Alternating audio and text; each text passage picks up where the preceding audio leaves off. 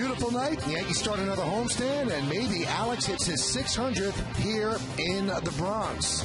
Oh, boy, that stat will be worth a lot if he hits it tonight, as the Yes Network presents New York Yankees Baseball.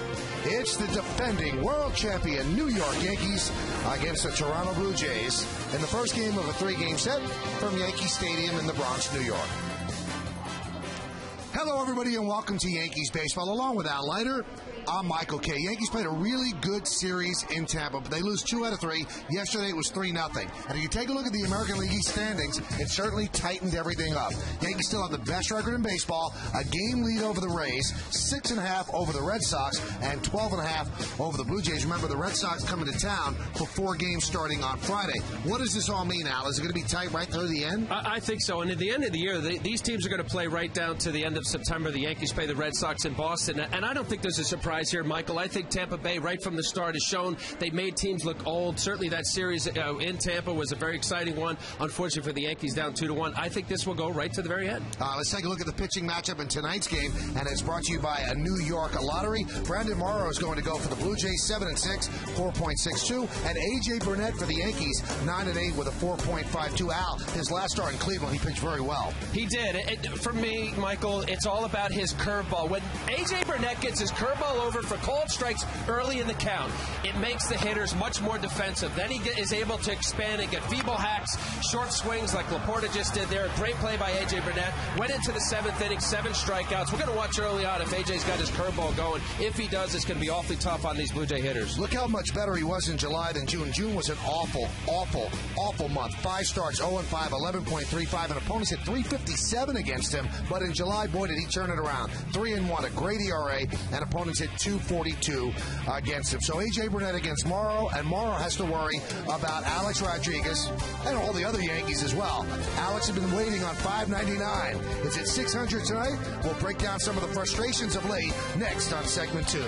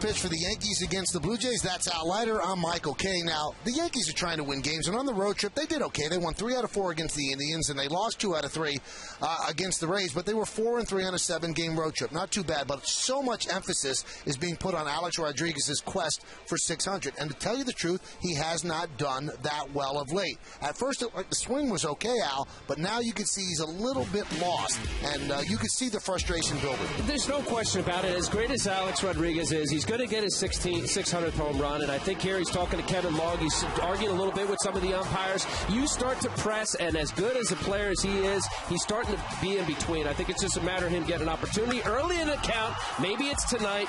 Clicking a fastball, see that ball driving to right center field. He's going to get it maybe tonight. And, you know, he's in the lineup today. He was not in the starting lineup yesterday. He's hitting .237 since hitting his 599th, 9 for 38, 3 extra base hits, and 8 RBIs, which certainly is not that bad.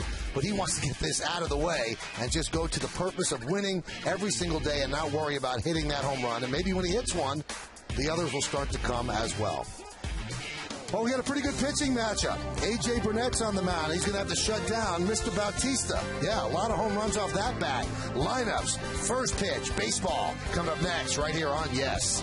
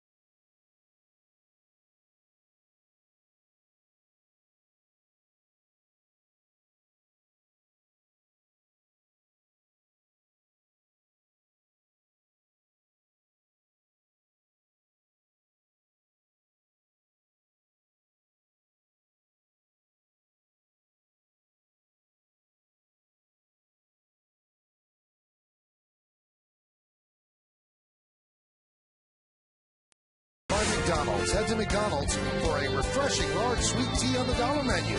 Price and participation may vary. By Raymore and Flanagan Furniture, furnishing your style with a guaranteed delivery of 3 days or less. And by Jack Daniel's Tennessee Whiskey. Please drink responsibly. Beautiful summer evening here in New York City, a Monday in the Bronx. Crowd filing into the stadium, the beginning of a homestand for the Yankees, and A.J. Burnett is on the mound. Let's take a look at the Blue Jays starting lineup that he's going to face. It's presented by Lexus. The Blue Jays coming at 54-41. They lead out their DH, Fred Lewis. Yunel Escobar, they got it for the Braves. He's a shortstop. He'll bat second. Batting third, playing right field, Jose Bautista with 32 home runs. Vernon Wells in center field will clean up. Batting fifth, the playing first base, Lyle Overbay. Aaron Hill, the second baseman, bat sixth. Batting seventh, the playing left field, Travis Snyder. Edwin Encarnacion, the third baseman, hits eighth. Batting ninth and catching, Jose Molina. And on the mound, A.J. Burnett, 33-year-old right-hander. Coming off a good start against Cleveland. Really, last couple starts, he had a rain-shortened outing against Kansas City. There you see his numbers. A few too many hits per inning, 128 hits, 121 in the third innings, 92 strikeouts, 50 walks. Let's take a look at the pitcher's scatter report. It's always about his curveball. We said it in the open. Watch early on. If AJ's got a called strike curveball, he can expand easy, makes the game look a lot easier. Put him away. How about this? After 2 outs, 14 runs have scored after 2 outs. He ties Ben Sheets for the most in Major League Baseball. In August heat, 23-18. It's the most he's got career-wise in wins, tied, and also his lowest ERA of the month at 3.66. Well, A.J. Burnett is ready. Fred Lewis is digging in, and he is ready. And let's do it here in the Bronx as A.J. Burnett winds, kicks, and deals. Pitches up and away, and we are underway.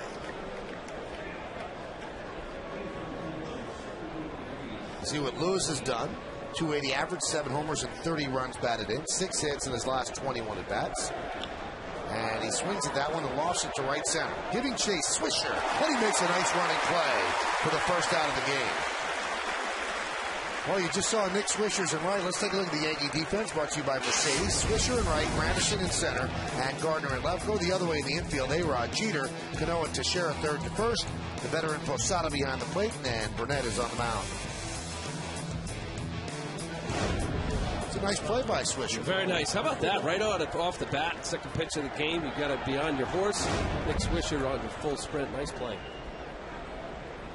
All about warming up. There he is, giving the salute to the bleacher creatures. Here's Yunel Escobar. Swings at the first pitch and pops it up. Posada has room, and he makes the play in front of the screen for the second out. Well, getting a chance to talk about this Blue Jay lineup, leading baseball in home runs. Yunel Escobar was traded for Alex Gonzalez at the All-Star break. Good young-looking player from the Atlanta Braves.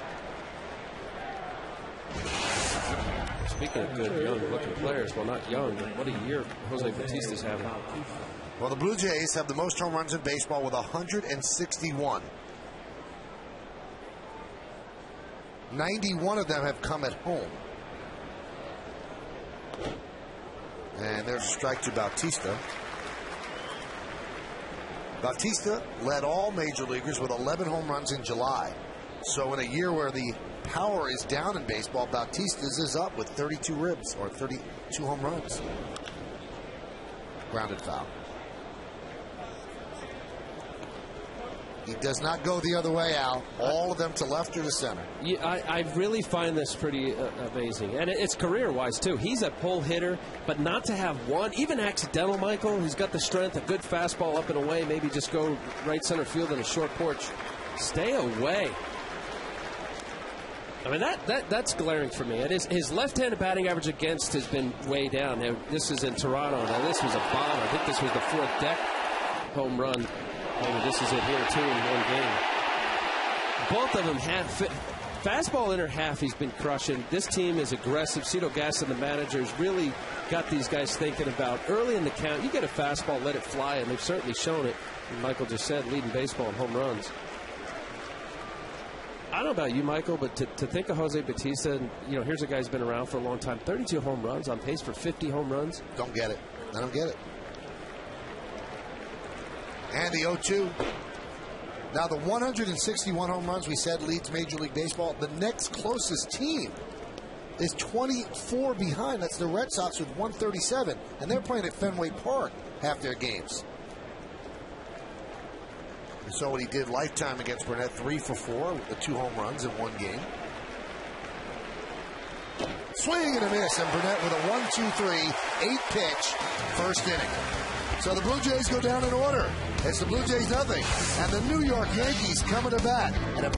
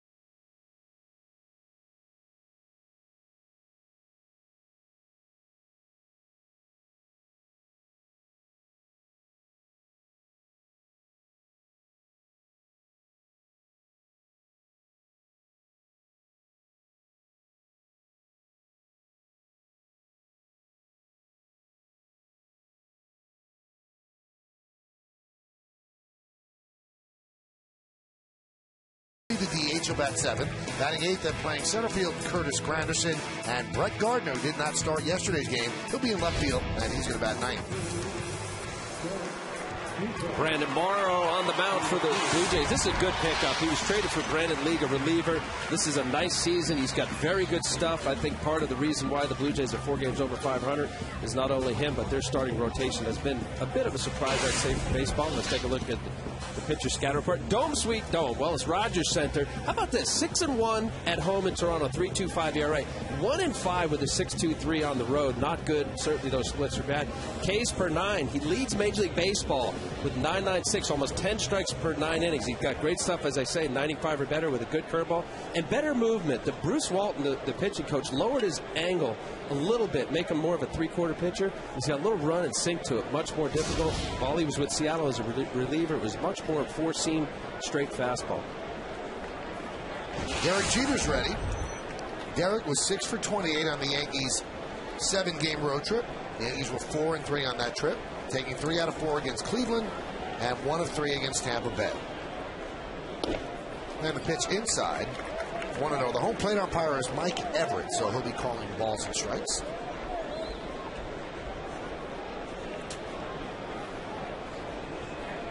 Jeter has a very modest 4-game hitting streak. And now it's a modest 5-game hitting streak with a single right field.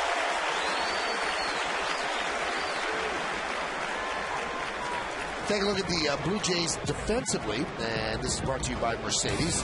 You've got Snyder, Wells, and Bautista left to right in the outfield. Infield, Encarnacion, Escobar, Hill, and Overbay. That's third to first. Molina behind the plate having a very good year, and then Brandon Morrow is on the mound. You know, watching Derek Jeter get that base hit to right field, his home and away splits, Michael, home 315, away 237. On average, most major league hitters are more comfortable at home as any player, even the pitchers. I just said about Morrow's home and away split. His batting average against was 1 for 13 coming into this at bat against Morrow. There's a strike to Nick Swisher. On the road trip, Nick was 8 for 28. He's had a very good season, an even 300, 20 homers, and 63 runs batted in. And they've moved him back to the number 2 slot in the lineup as Joe Girardi trying to get comfortable where to put Berkman. Pitches inside. Berkman's first couple of games as a Yankee, he batted in the number 2 hole, which Nick had excelled in. Nick dropped lower in the lineup, but now back up top. And they're just trying to get a feel what works and what works where.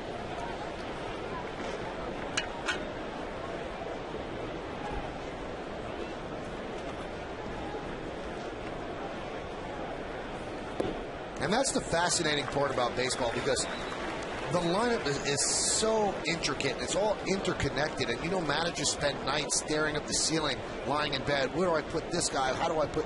I mean, that's what you have to love about baseball. Why does he fit here? Why does he not fit there?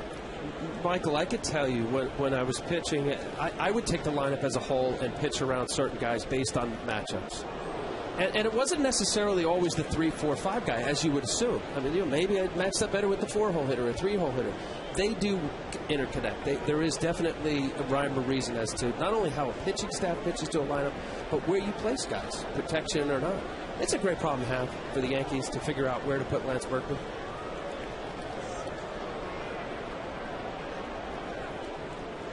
The 2-2. When Lance comes up, 7th batter on the line, we're going to get Al's scouting report, because it's one of the few active players that Al has actually faced.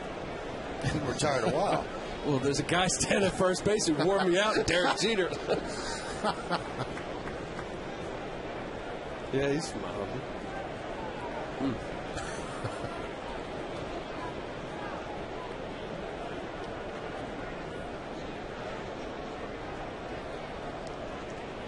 The 2-2. Driven deep to center field. Wells back. Still back. Looking up. See ya. A long home run. It's a Monument Park. A 2-run shot for Swisher. And the Yankees lead 2-0.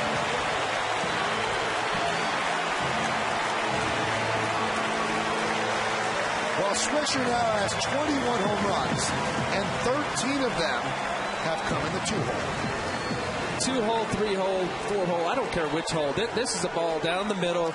He got a couple change-ups leading up to this fastball. It's comfort. This guy is comfortable. We talked earlier in the year. Kevin Long, the hitting coach, said he put the barrel of the bat on his shoulder. As you see there, gets set, his foot down. This is a mistake out over the plate on a guy that's got a good fastball. See Vernon Wells, not enough real estate. And there is a strike to Mark Teixeira. He's got a lot to be smiling about lately. 21 home runs, 65 runs batted in, hitting over 300, an all-star. Pitch is high, 1-1. Let's take a look at the Coors Light cold hard glass now. I just, when I look at the game and I think of baseball as a whole, so much is mental. There's a ground ball to second. And when you have a guy, and certainly all of these players, I respect them as major players, but very good. Here's Alex. Everybody thought that when he left Yankee Stadium last Sunday, well, he's going to hit one home run on the road, and we will get a chance to see number 600 in the Bronx, but they had that opportunity now. Alex has gone 38 at-bats since his 599th home run. It was on a Thursday here at the stadium to right field against the Kansas City Royals. Alex did not start in yesterday's game. He pinch hit, he struck out, he's in the lineup, batting cleanup, 16 home runs, 85 runs batted in. Alex hitless in his last 9 at-bats, and on the road trip he was 3 for 25. Fly ball, right side and out of play.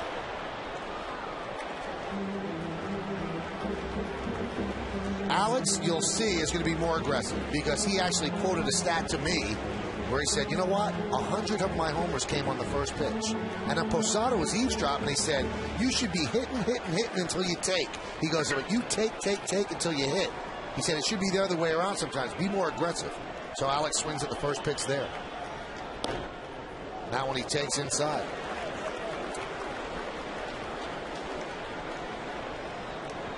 Well, this year he's hit a home run every 23.4 at bats. Last year it was 14.8. This year he's gone a stretch of 61 games or 61 at bats without a home run. So it's not that unusual. It's just a 38 at bat stretch. But because it's 599 to 600, we're all taking notice.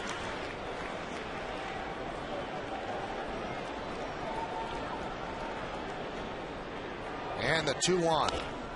There's a ground ball up the middle. Escobar with a second out, and Alex now 39 at bats since his last home run. Well, the conversation that you just said you overheard with Posada, anytime a batter, whether it's Alex Rodriguez or the 25th man on the roster, when you start not doubting, but when you go through the ebb and flow of a season, Michael, and hitters go with slumps and great streaks where they say they don't really know why they're hitting, they see the ball like a beach ball. Your better hitters are aggressive, and they're confident, and they're jumping on, as you say, whether it's fastball or curveball, slider. In that case, he got a first-pitch slider. And I would say, I don't know whether Alex has admitted it or not, but he's got to be feeling it. I mean, now 10 going in the 11th game. Well, he certainly knows what's going on. I don't think he's stressing. Not stressing, but you want to get it over with. I think in the last couple of games, though, Al, he's feeling it a little bit more because it's more a topic of conversation. But it's one of those things. He's getting it. It's just a matter of when he's going to get it. It's not like he's going to retire in a week and he's up against the clock. He's still got 7 years left on his contract. I think he's going to hit another home run. Here's the 1-0 to Cano. 2-0. No, but the sooner, for obvious reasons, the sooner, you're right, less questions, another bat, maybe another game.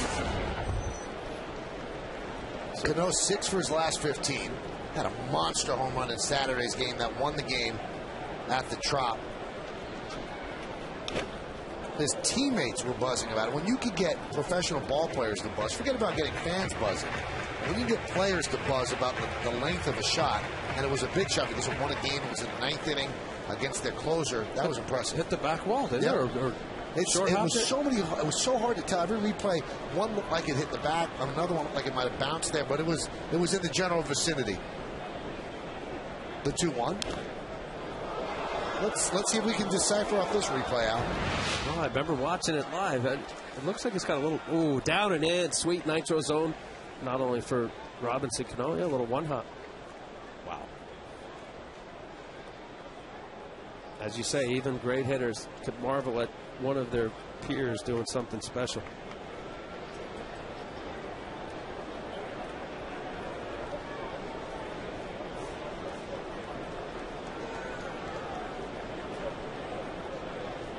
The 2-2.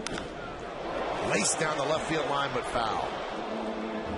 You know, that's the approach right there with Robinson Cano. The year that he's having it, you don't just accidentally bat 331 as he's coming into this at-bat. Fastball, Brandon Moore goes right at him, and he's showing a swing that he's not afraid to go to left center. He covers the whole field. That breaking ball was up enough. Getting a hard line drive, just foul. 10 hits behind Josh Hamilton, tied with Suzuki for second place in the AL. The 2-2, swing and a miss. He got him. The ball was dropped by Molina, who gets an angle, and that will do it in this inning. Well, everybody's waiting for Alex to hit a home run. Instead, they got Nick Swisher. He hit one into Monument Park, a long shot, a 2-run home run. At the end of one, it's 2-0 Yankees.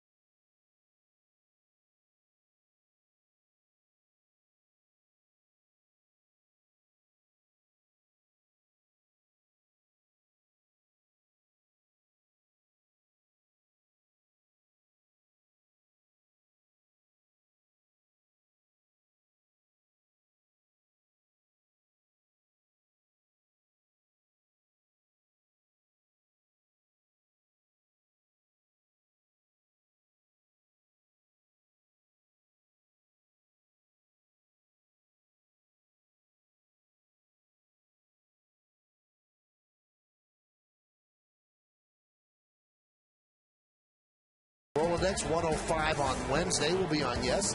Thursday's an off day, and then the Red Sox come to town. Friday night, Saturday at 4:10, Sunday night, and then a 2:05 start on Monday the 9th, 2:05, as the Yankees head to Texas after that, and then a 4-game set in Kansas City.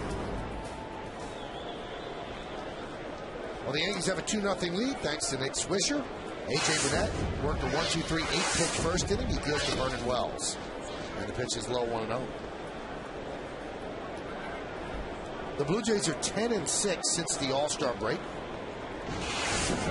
And they've won 6 of their last 9 overall. Driven out toward right field, giving chase Swisher on the run, on the track, at the wall. See ya! A home run by Vernon Wells. He snakes it around the right field foul pole. A solo shot, and the Yankee lead is now 2-1.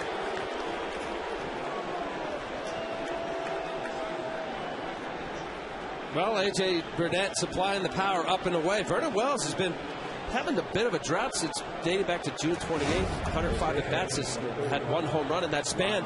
Gets the fastball away, not trying to do a whole lot, stays on this baseball, and then it's just a matter of trying to get it right down the line here at Yankee Stadium. 314, the shortest distance going over the fence. Watch here. Let's see if it goes right over that 314. Yep. Here's Lyle Overbay. Pitch is high. It's right over the camera. Second homer in 106 at-bats. Extends his hitting streak to 7 straight. Overbay fouls it off. 21 home runs is more than Wells has had in any season since 2006, when he had 32. And he has 24 against the Yankees, although he's a long way away from Manny Ramirez. And Alex has 28 as well, although he's not hitting any against the Yankees. Well, Vernon Wells, Michael, you know this. It's been a health issue for him. He signed the big contract in 2006, a 7-year deal. Wrist, hamstring, multiple injuries. Coming into this year, he looked as though he was healthy. Blue Jays look at that contract, though, as an albatross. They'd love to be able to do what they did with Alex Rios last year, put him on waivers, have somebody claim him and say, here, you can take him. And that's what happened with the White Sox. But he's owed so much money, there's no way anybody would risk putting a claim in. He still has, 4 years left on that deal? Yes.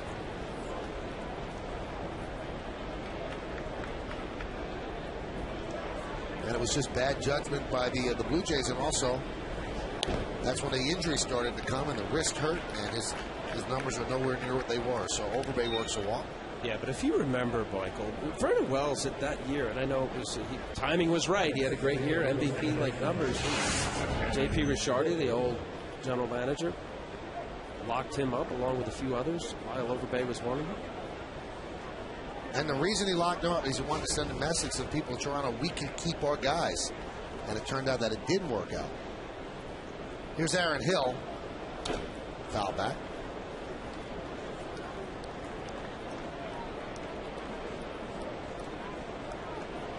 Aaron Hill has had nothing like the season people were expecting of him. 206. A far cry from the player that he was last year. Oh, Michael, you said it. The second base, 36 home runs, 108 RBIs. He was a silver slugger for that position. It has been miserable for him this year.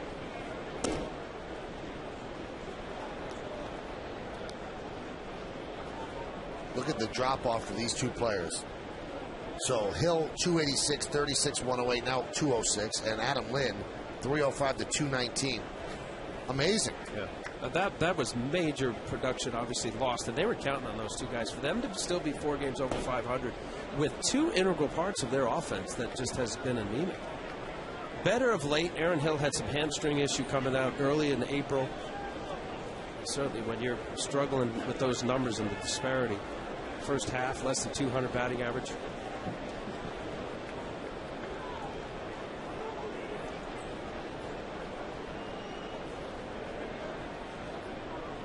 The 2-1. Missed outside.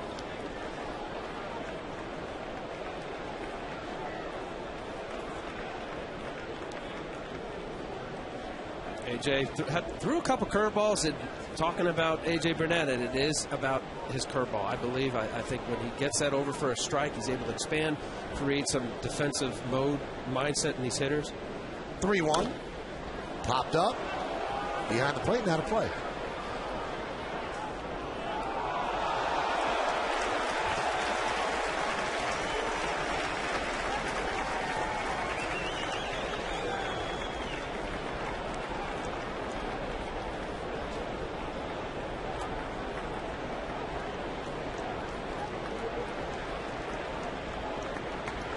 Do they send Overbay on 3-2? No, they don't. And that one is rocketed through the left side of base hit. So Overbay stops, and Hill picks up a single, first and second, and nobody out.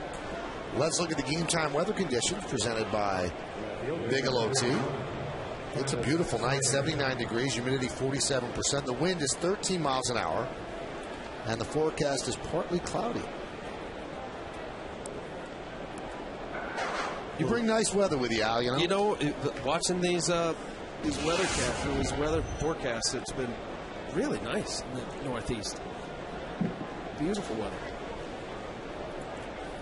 Here's Travis Snyder. Now, I know you spent some time with your family at Cape Cod. You get any grief from Red Sox fans? No. You know what? Where I stayed at a place in Chatham. There's a lot of New Yorkers and people from down this area. It's a lovely area. Got a chance to watch some Cape Cod baseball, which I think if anybody gets a chance, it's the grassroots of this game. A lot of fun. The 0-1. Nice block there by Posada. I've heard from a lot of scouts that that's the best place to scout players because they still use wood bats.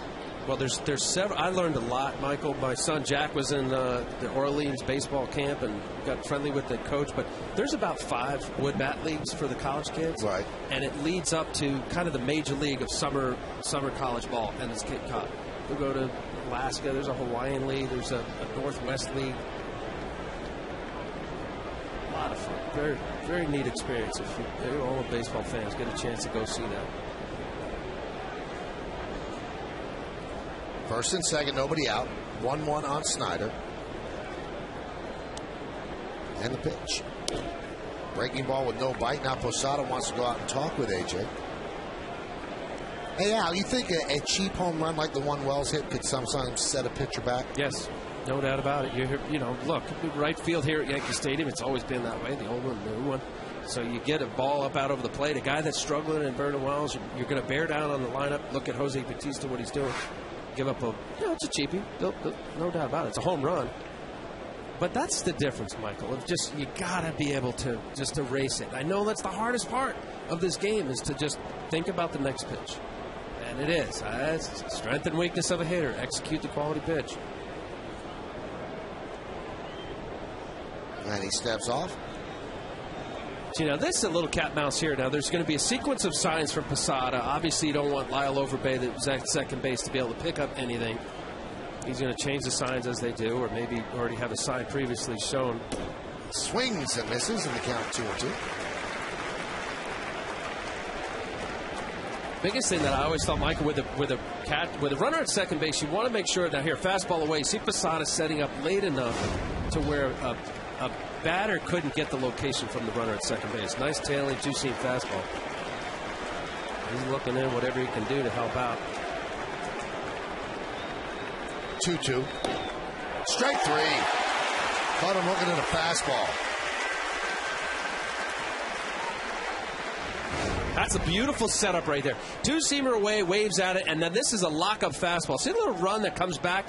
Belt tie, right exactly where you want to pitch a left-hander. Can't pull the trigger, Travis Snyder. Good pitch.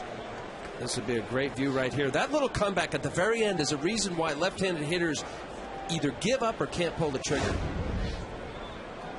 That's a belt high, perfectly placed on the black fastball. Here's Edwin Encarnacion. Swings at the first pitch and pops it up. Cano is there. They call the infield fly roll for the second out. And you know IOTV offers you incredible HD picture and sound. HD is free with IOTV, the official HD service provider of Yankees baseball on NES.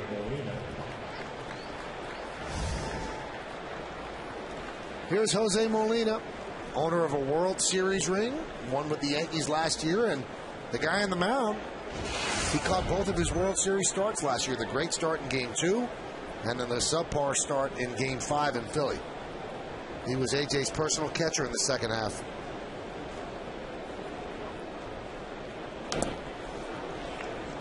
All of the Molina brothers have World Series rings. That's right, yeah, the Angels. Yannier with the Cardinals. He has another one with the Angels, and then so does Benji with the Angels.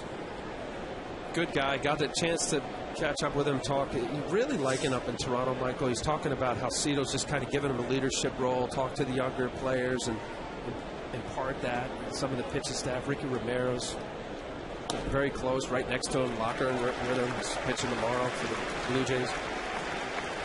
I almost think that Jose, and you see what he did with the Yankees those 3 seasons, he could be a manager one day. He's had that sort of baseball mind. And forever, he will be known as the man who hit the last home run at the old Yankee Stadium. The 0-2. Now, AJ liked Molina. He pitched to a 3.28 ERA with Molina behind the plate.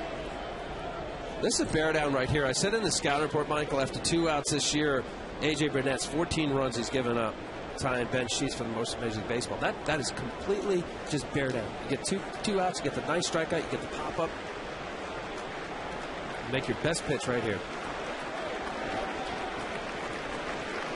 The 0-2. Ooh, just missed. AJ took a step toward the first base dugout.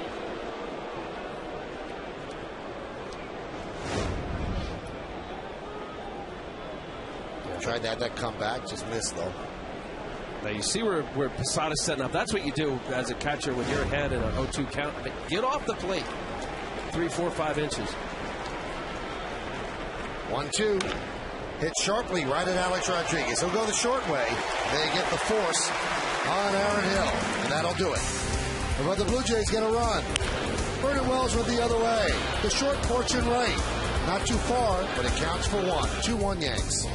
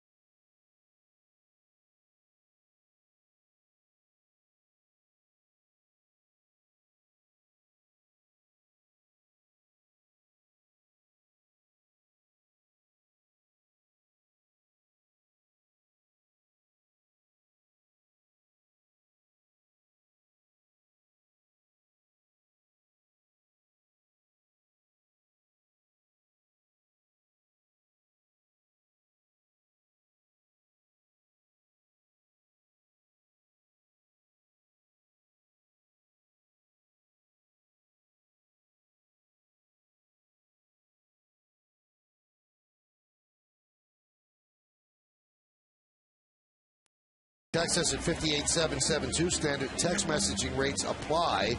Your choices are 1 yes and 2 no. We ask you this question today because it was 31 years ago today, the tragic accident that took the life of Thurman Munson back in 1979.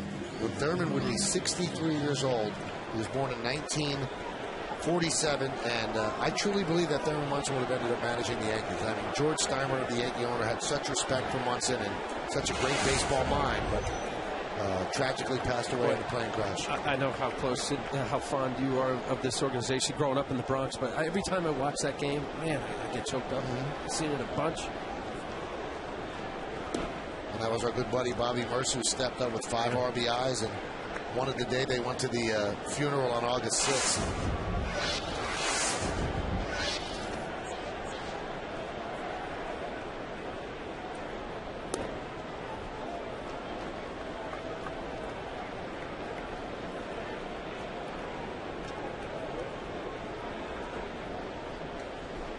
Lance Berkman on deck.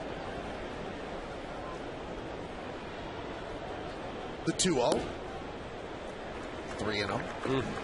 Great eye. Just watching Posada, these at-bats.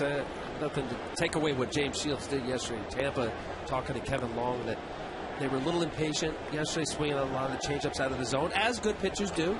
Sometimes you tip your hat.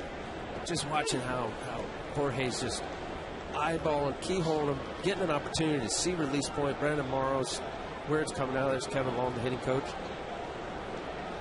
The Yankees historically have always done that so well.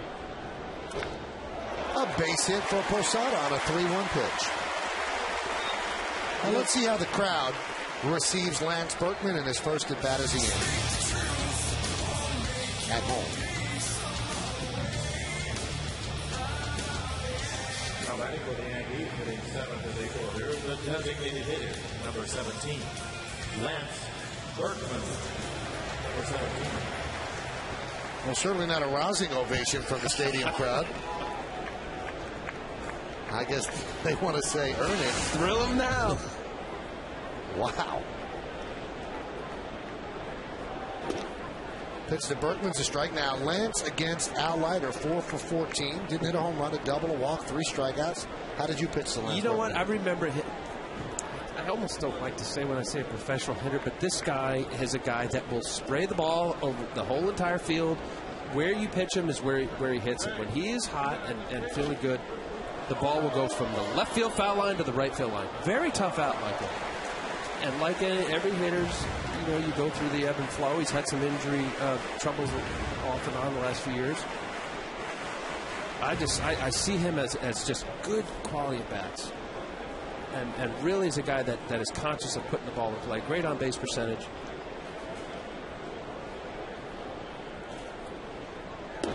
Strike three. Berkman down looking. Now looking back at Mike Everett, the home plate ump. I think he thought that was too high. Well, same pitch that A.J. Burnett got. Let's see if it is close to the same pitch. Oh, that's a little higher than what Travis Snyder got locked up on last inning. Now, folks, it's the letters to the knees. That looked like it actually was letter high. You know, the rule book says letter high. You don't normally see that high. This is a chance for Lance Berkman to tell Mike Everett, look, that ball is too high.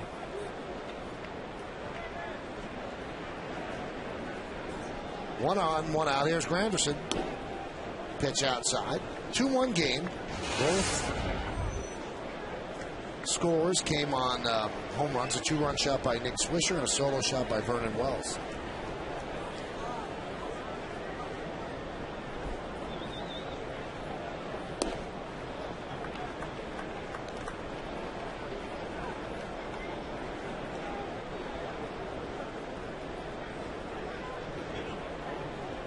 There's Nick, his 21st home run.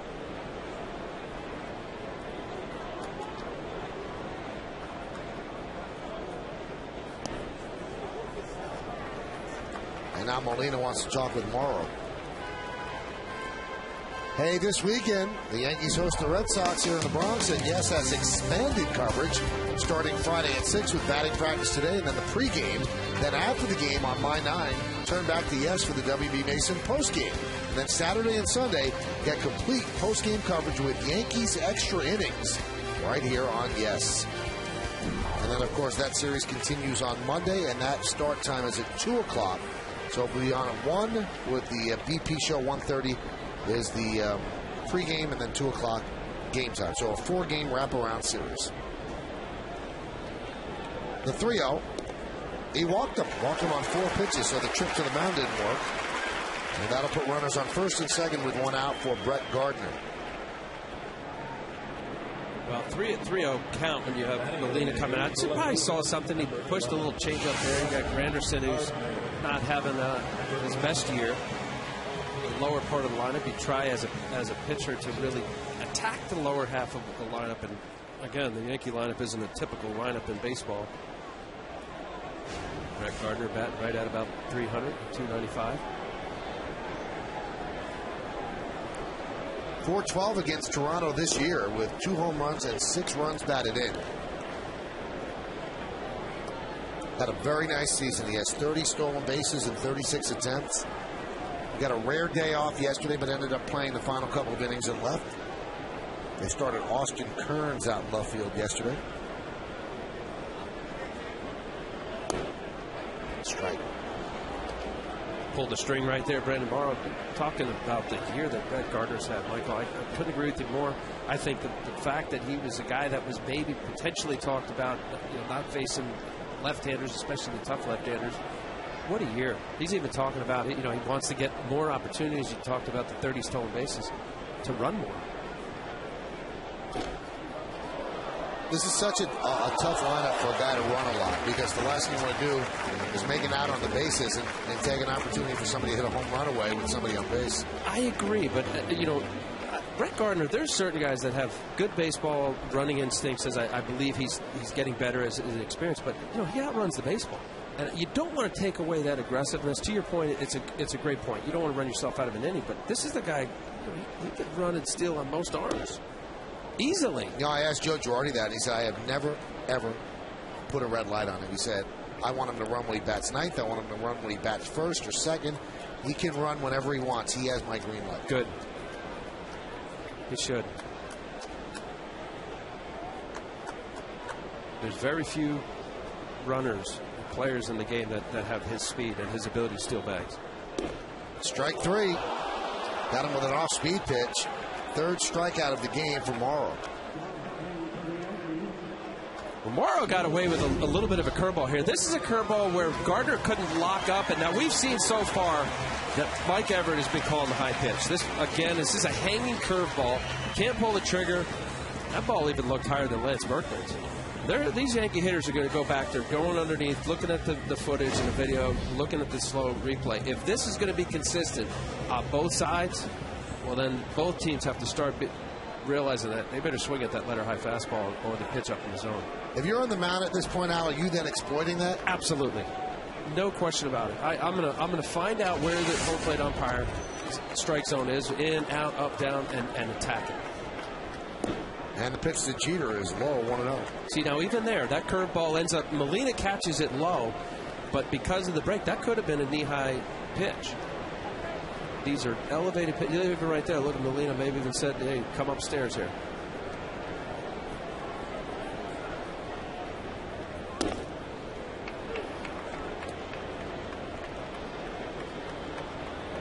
Now, the worst thing for hitters and pitchers, Michael, is that the plate moves. You have an umpire that is established. I'm going to call the high pitch. Don't move. If this is it, the hitters know, the pitchers know. Okay. Count 2-1 to Jeter. Jeter singled and scored on Swisher's home run in the first. And the single, he just punched the ground ball through the right side. Good approach, as Derek Jeter has done so often in his career, especially against a guy that he struggled against. Moving up on the all-time list. Broke a tie with Harold Baines. And he's going to get 3,000 sometime next year. The most hits against any opponent, 270 against Toronto. He has not had any team where he has abused more than Toronto, 270. Long time. What a player.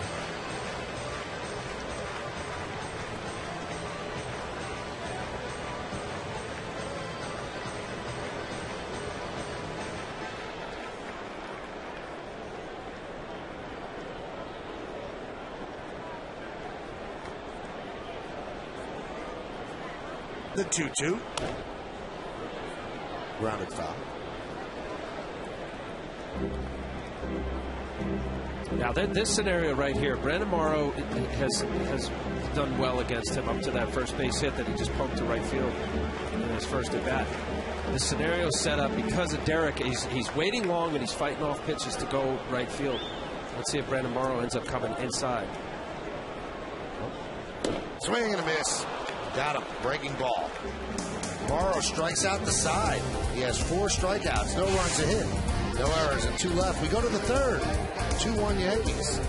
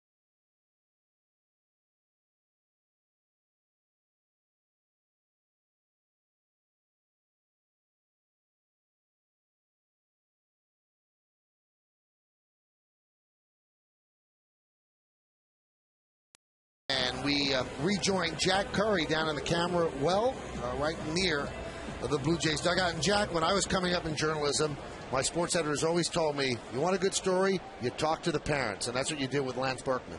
That was a great piece of advice, whoever gave you that, Michael, and I definitely have tried to follow that. I talked to Larry Berkman. He's an attorney in Texas. Very excited that his son is now a Yankee. But the thing I wanted to talk to him about was Berkman as a switch hitter. because Berkman had said that his dad really is the reason that he became a switch hitter. So here's the way it worked out, guys. Little Lance Berkman in the crib, throwing things out of the crib left-handed. So they're figuring he's going to be a left-handed hitter. But when his dad took him outside to try and play baseball, as Fred Lewis fouls him back there, as dad took him out to play baseball, he wanted to hit right-handed. So the father was a little disappointed, and after about a week, he said, you know what, I'm going to turn this kid into a switch hitter. And that's what he did. From the time Lance Berkman was 6 until he was 12, every league that he played in, he would hit right-handed in one at-bat and then left-handed in the next at-bat. No matter who the pitcher was? Didn't matter who the pitcher was, and as his dad pointed out, you don't see a lot of lefties. Sorry, Al, but you don't see a lot of lefties when you're 8, 9, 10, 11 years old. So he would switch, and he said the team would sometimes give him some grief, but that's the way the Berkman family wanted to do it. Now, as with most children, sometimes children resist their parents' advice, even though it turns out to be right. Did little Lance ever say, no, I'm not doing this? Larry said, Michael, not only did Lance not resist, he took it to another level. Larry would set up some tees in the garage, and every night Lance Berkman would take 50 swings right-handed, 50 swings left-handed. He was supposed to hit the ball into a net, but Larry said that he hit it with such force sometimes that he took out a wall. Wow. Now, did Lance's dad like his son? I mean, everybody loves their kids. But did he like him? I mean, sometimes you don't like your kid. Looks like we got a hit-by pitch there on the foot. Of course he liked him. He loved him. And what he did say is he had played at the University of Texas, and he was a left-handed hitter. And the thing that he realized, guys, is there are not a lot of people who make it far in baseball who throw lefty and bat righty. There are a few, but there are not a lot. He just wanted to give his kid every opportunity to take baseball as far as he could. He said he wasn't trying to build a little switch-hitting major league future player. He said he just wanted to give Lance as many opportunities as he could to go as far in baseball as he could. You know what, Jack? I'm writing these notes down because I'm going to go right back to my 10-year-old son and start making him switch hit. This is great. I tell you the story about him hitting off a tee in the garage, that reminds me of Derek Jeter. Derek Jeter did that in Kalamazoo, Michigan, in cold months. His dad and he set up a batting tee, a batting contraption, and I really found it interesting that he said he got Lance started, and then this 7- and 8- and 9-year-old kid would be out there every day hitting balls off a tee as well. Now, we know that Lance Berkman and Austin Kearns and Kerry Wood, they all had their Yankee indoctrination on the road as Escobar shows bunt takes inside, but this is the first time they're stepping into the home clubhouse at Yankee Stadium. Were any of them just taken aback? Because that's an unbelievable clubhouse the Yankees have built. A couple of funny lines from the pregame, Michael, about that. Lance Berkman said he needed a map to get around, and then Austin Kearns decided to modernize that description. He said he needed a GPS to get around. But I also noticed that Kerry Wood is very close to Mariano Rivera with where his locker is.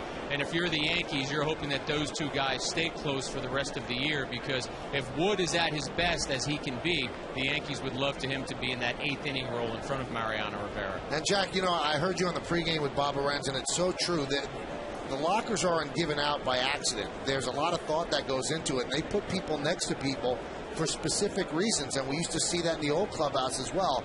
So I guess he wants some of Mariano to rub off on Kerry Wood. And I'm not just saying clubhouse guy Robbie Kakuza, but I'm sure he talked it over with Joe Girardi where to put him. No, there's no doubt about it, Michael, and there's something to it. And it was one of the first things I noticed when I saw Wood and where he was. The fact that he was so close to Mariano, it really jumped out at me. Where'd they put you out when you first came up?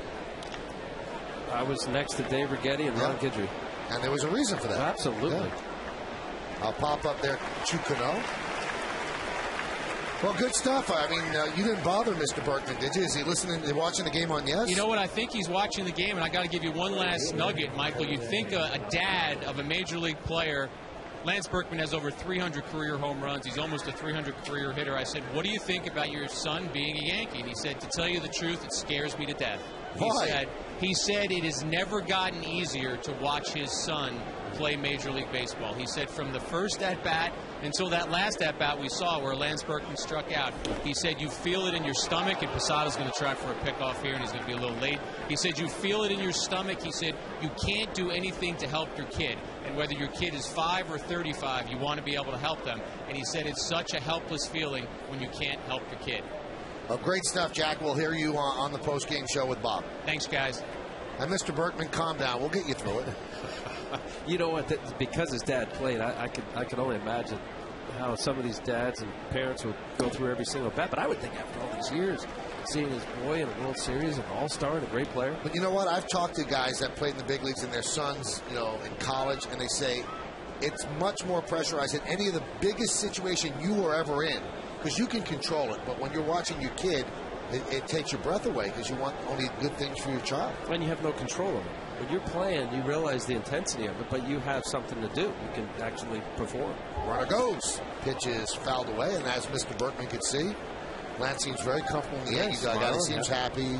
Well, also, too, think of this. Here's a guy, he's a local guy in the Houston area, goes to Rice University in Houston, plays for the Astros. So, it's all been about Texas. Certainly Berkman wanting an opportunity to win. The Astros are definitely in rebuilding mode. Couldn't think of too many better places than being the pinstripes if you want to win.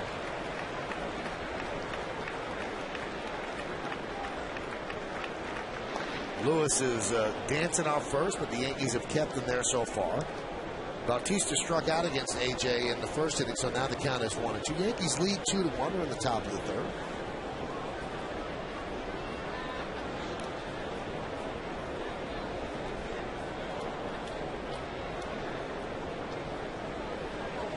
Goes.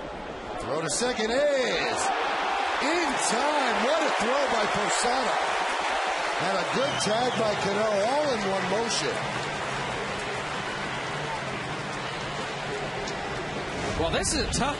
Let's see what kind of break. Freddie Lewis, good runner, looks in. The ball is a breaking ball down in the zone for Posada to be able to get the ball, come up quickly, and make a perfect throw. What is this? A one-hopper, feet underneath him, quick throw, and perfectly on the money. Cano doesn't even have to move his glove.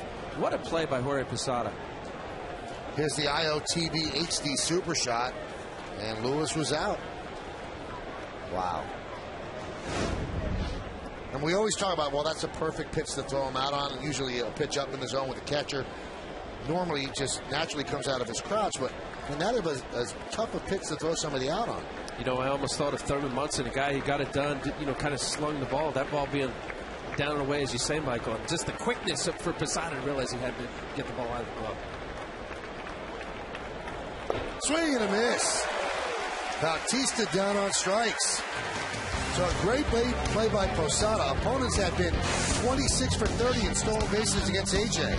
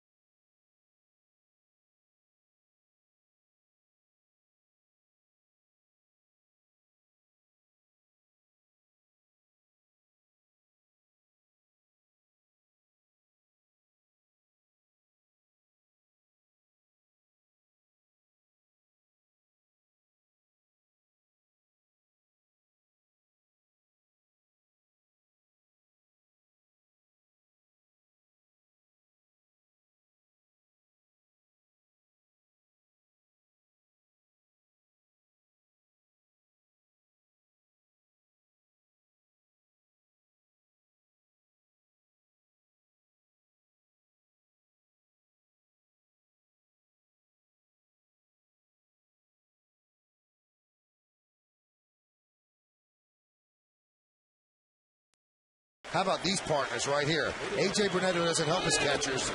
Throws one in the dirt. Posada gets up, fires to Cano, and then Cano makes a sweet, quick tag on Fred Lewis. Good partnership.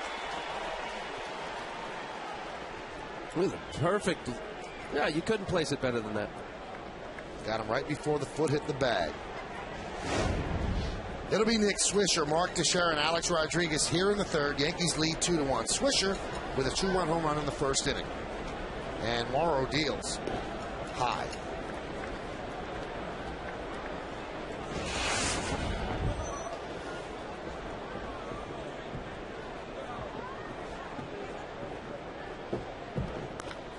Hit sharply to first. Gobbled up there by Overbay and one away.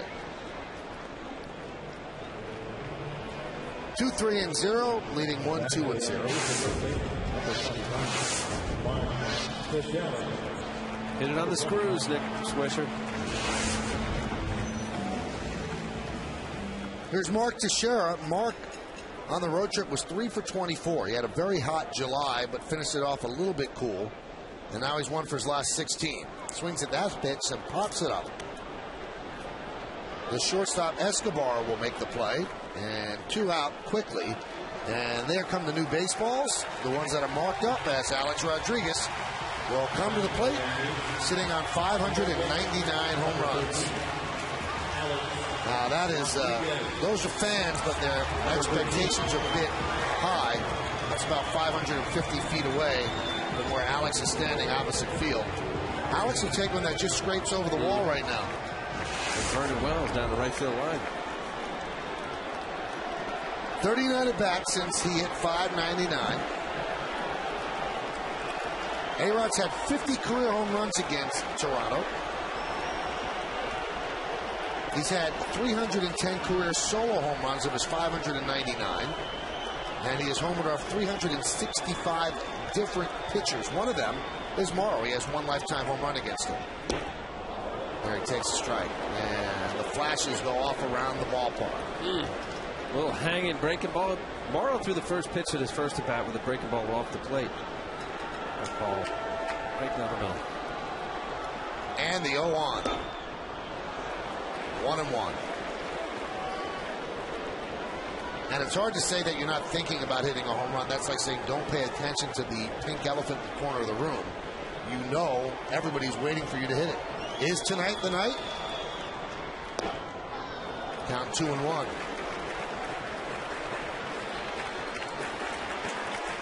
It will be very interesting to see his reaction when he finally hits it. Will it be elation? Will it be just exhaustion? Relief? The 2-1. 3-1. Every pitch accompanied by lights going off all around the ballpark. Good thing for digital photography, huh, Mike? Now the crowd is booing as if Morrow's not giving A-Rod anything to hit.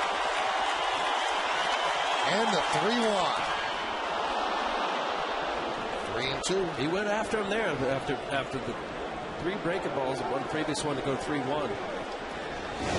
Attacked the zone inside part of the plate. Alex fouling it off of his front foot. Yes, Mo. Right. Well, maybe now his mind will be on his toe and away from hitting the home run. See that? 2-way here in the top of the third. Yankees lead 2-1. The story inside the story. Alex Rodriguez looking for home run number 600. And the 3-2. Foul back. He's going after him. 96. He's late on it, but that ball was right down the middle. He's clicking a little bit sooner once this ball cut the plate in half. Boom. Put that foot down. Throw your hands.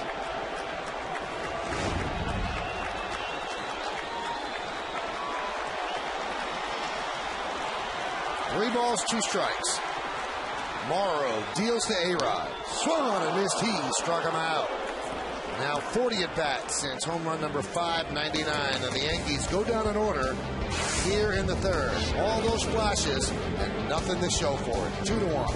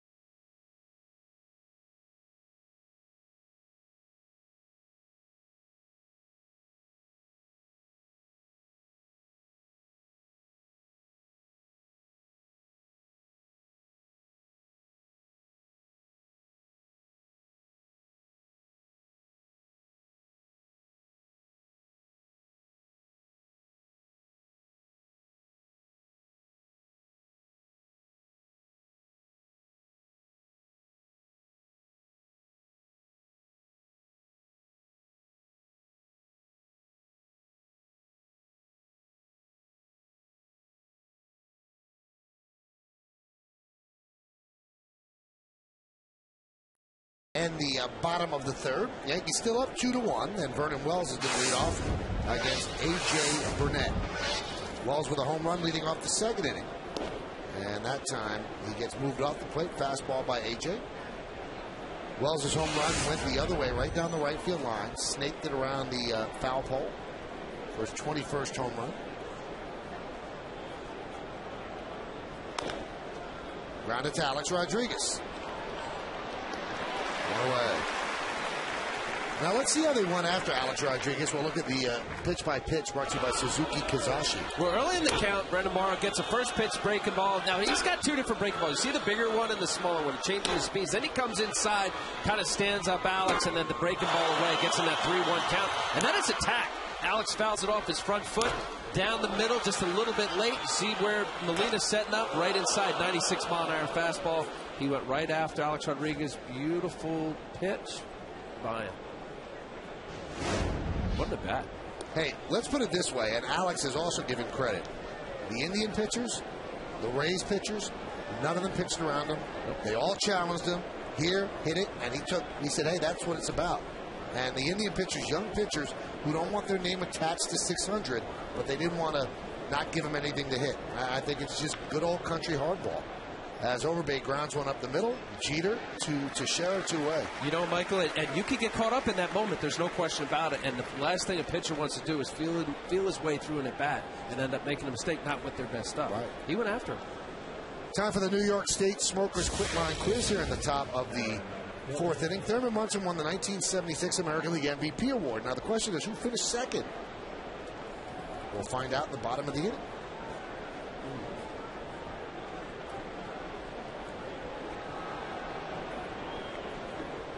Here's Aaron Hill. I'll tell you, Al, watching the pitch by pitch, I think the best pitch to hit out was the first pitch, the hanging break ball. You know what? You wonder if, because at times most hitters will say that, you know, whether it's guessing or you sit on pitch, because of Morrow threw the first breaking ball in his first at bat, first pitch, maybe he was looking at fastball. Because it was right there. You're right. Well, not a get me over, but certainly a strike breaking ball middle of the plate.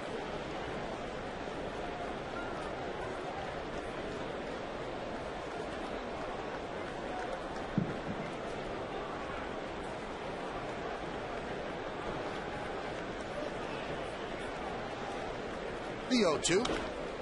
Popped up, right side. Giving chase to Teixeira. Cano. And it makes the seats. Teixeira lost sight of it. Twilight. It's a tough sky when the sun's going down. It's not quite dark enough. He beelines it. Once he takes his eye off the ball, now he's trying to pick it up somewhere, get to the foul line or at least the seating. Where is it? He's looking for the fans to help him out. The umpire didn't know either. And Rob Johnson saying it's a home run. He's saying, help him out. Yeah, he's pointing at the sky. The 0-2. Grounded to Jeter. From the hole. The long throw. Got him. Another 8-pitch at bat for A.J. Burnett. 8-pitch inning. 1-2-3. The Blue Jays go down. We're at the bottom of the fourth.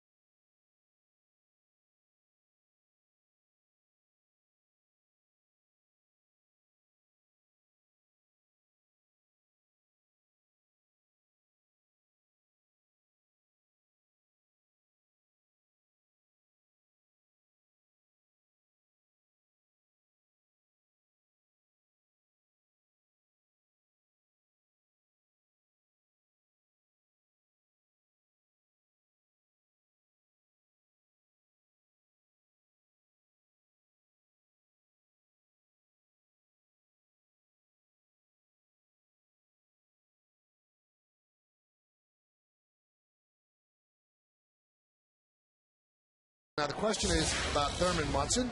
He won the 76 American League MVP. Who finished second that year? George Brett. Robinson Cano lines one sharply to Overbay. One away. Can't hit it much harder than that. Those are the type of line drives that would really annoy Paul O'Neill. Paul O'Neill or any hitter. You saw Nick Swisher's last at bat. It was a hard ground ball that Overbay ended up fielding.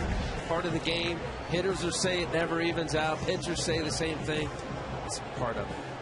Those swinging bunts end up being singles and hard line drives like that Robinson Cano just hit is now. That's what makes this game interesting, fun, and frustrating at the same time.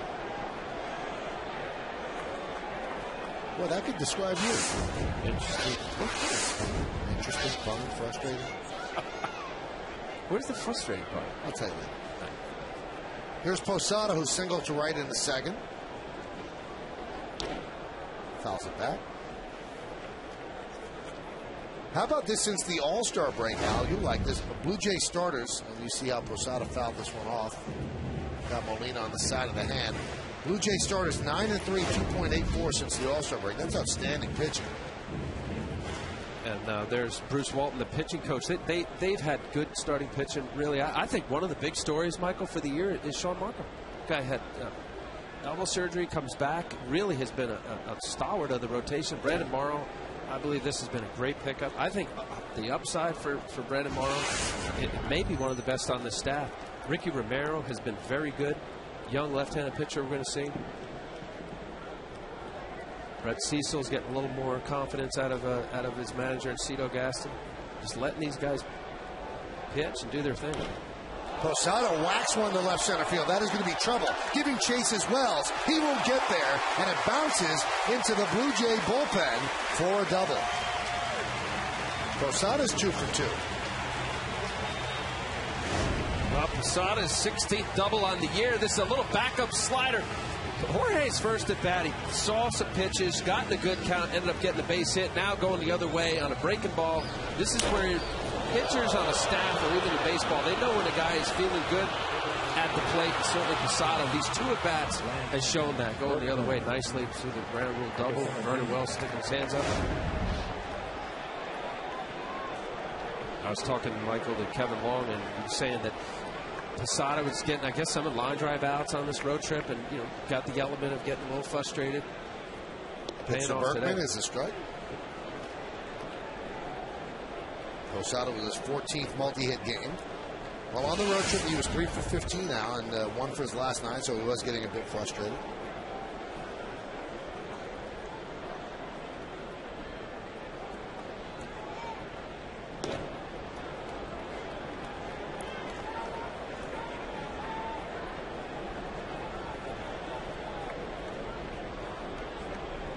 Brandon Morrow coming up with a little bit of a cut fastball. Starting to use more of his pitches early on, just fastball, curveball.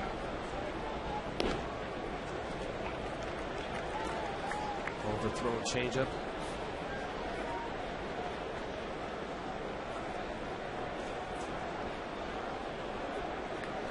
Berkman struck out, looking in the second inning. Has 1 hit as a Yankee. He was in yesterday's game.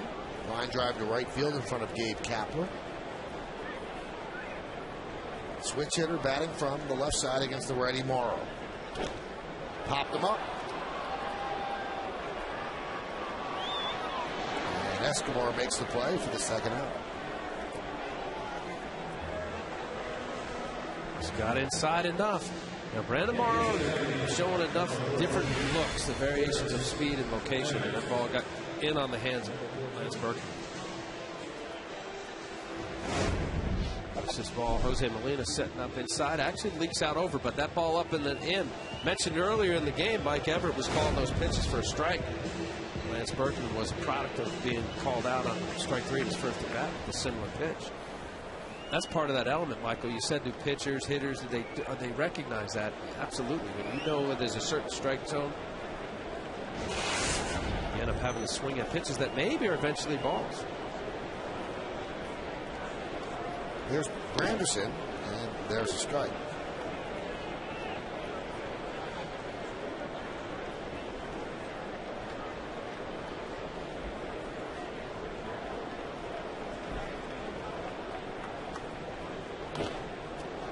fouled away and count 0-2. Morrow does attack the strike zone. Lifetime against the Yankees, 1-0, 4.03.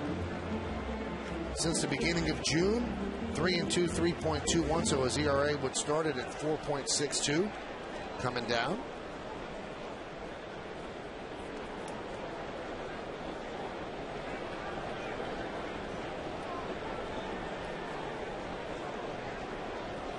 The 0-2. Swing and a miss. And Granderson down on strike. So the double by Posada is wasted. Let's go to the fifth. It's 2-1 Yankees.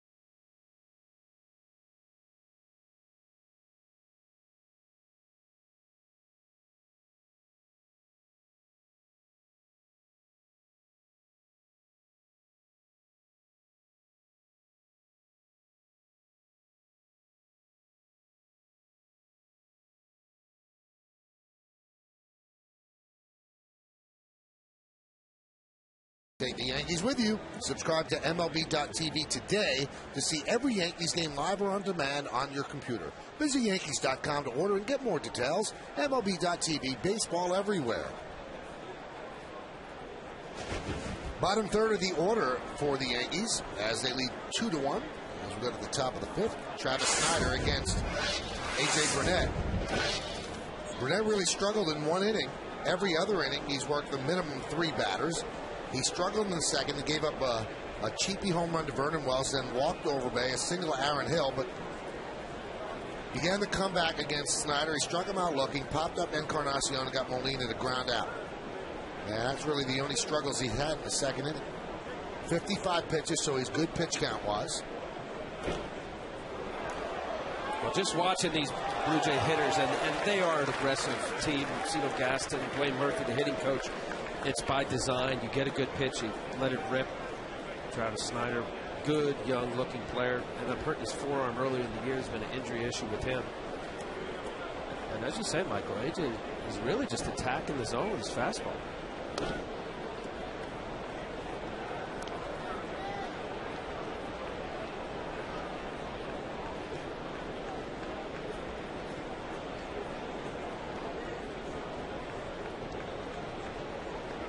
The 1-2. That one is ripped into right center field. It's going to be trouble. And off the base of the wall, fielded out there by Granderson. And Snyder will stop at second with a leadoff double.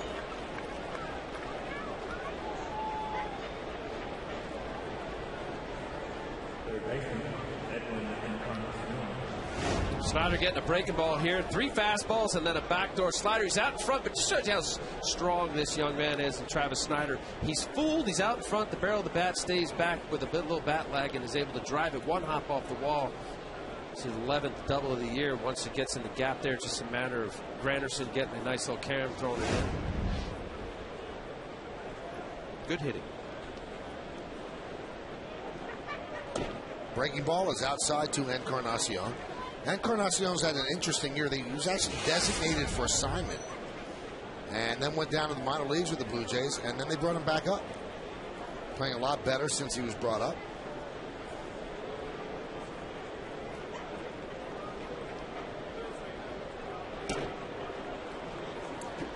You know, there's certain guys that get a label or a rap, Michael, and this was an article in the Toronto Star where if you Google searched Edwin Encarnacion and lack of hustle, he got like a bunch of hits for that, like 400 hits or something.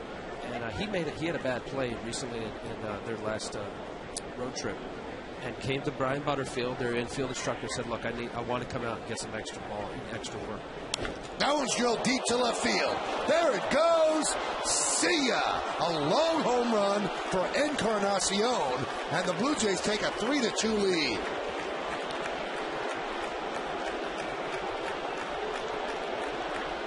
Oh, extra work, infield or not, and here's a guy that coming over from the Cincinnati Reds for Scott Rowland. Gets all of this. I mean, this ball is well struck. 11th home run on the year.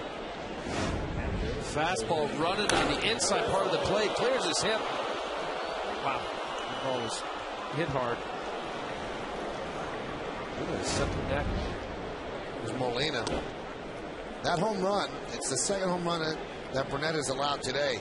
He had surrendered just one home run in his previous 6 starts.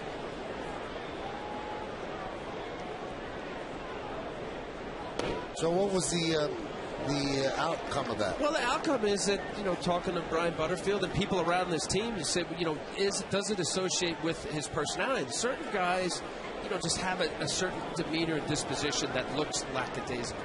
And you know, you can draw your own conclusion as to whether is he trying, is he not trying. You know, the conclusion here in this scenario was that, you know, this guy, he realized that he had, you know, an error or a mistake. He ends up working hard. It wasn't a matter of Brian Butterfield saying, "Hey, get out of here at 2 o'clock." He went to him and said, "Look, I need to work on ABC, whatever it is." Labels are hard to shake, you know, certainly in this game or any sport. The 0-2. I used to have to battle this all the time, Al, on my radio show about Cano. That's how people felt about Cano, because he does everything and makes it look so easy. Doesn't ever seem like he's hurrying. And I would say this guy's out early with Alex Rodriguez at 1 o'clock for a night game, working out, working with a medicine ball. You might look like you're just going through the motions, but he has a burning desire. Maybe that's what Encarnacion's going. Now no one says. He doesn't play any harder, doesn't look like he's hurrying anymore, but now he's great. So it's all about perception. Yeah, perception and also the result. You're right. I mean, Robinson Cano, he's a great player. He's going to have a great career. Personalities, you know, different people do it in different ways, obviously. I mean, all you would hear, he doesn't hustle. He doesn't like he's trying out there. Well, the coaching staff thinks he's trying. And now the numbers back it up.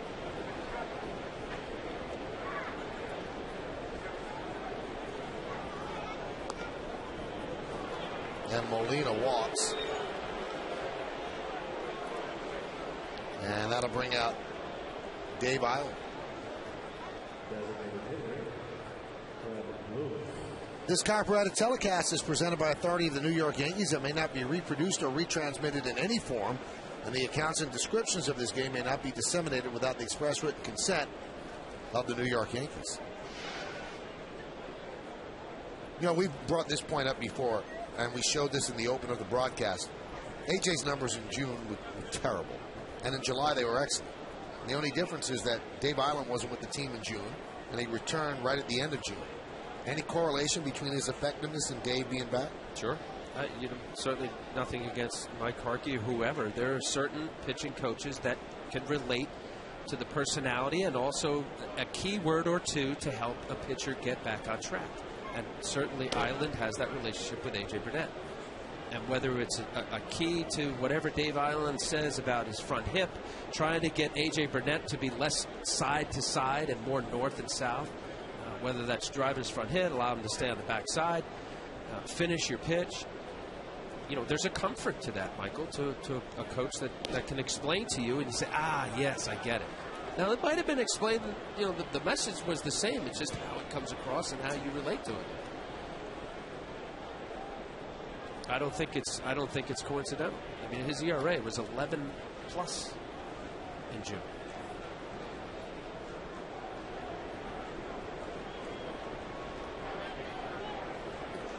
The 2-0. There's a strike.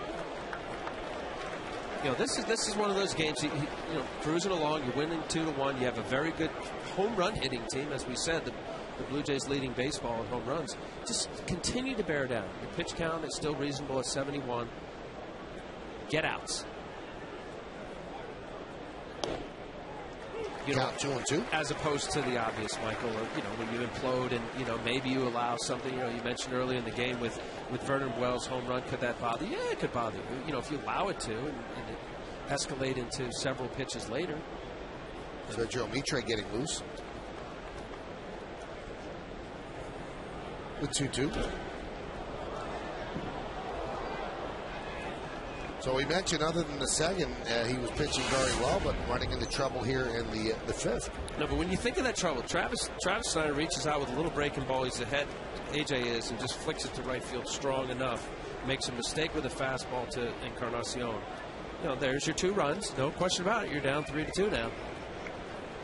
You're not pitching terrible. Just keep making pitches. 2-2. Grounded inside third. Bounces off the wall and then has to make. Oh, it could not be made by Gardner. So an extra base hit for Lewis, and that allows Molina to go to third. A funky hop off that wall there down the left field line, and only a diving stab by Gardner kept it from being disastrous. Well, now let's see again. This is either good hitting or lucky. Stays on the inside part of the third base line. Now watch this kick here. Michael said Gardner ends up going after it aggressively. The ball hitting on that carom. It's angled here at Yankee Stadium. It looked like Molina wasn't going to go to third base, or at least he was being very cautious. Slow-mo. Double for Fred Lewis. Still nobody out, and the Yankees have 3 infielders back. Only Mark Teixeira is up for the righty swinging Escobar.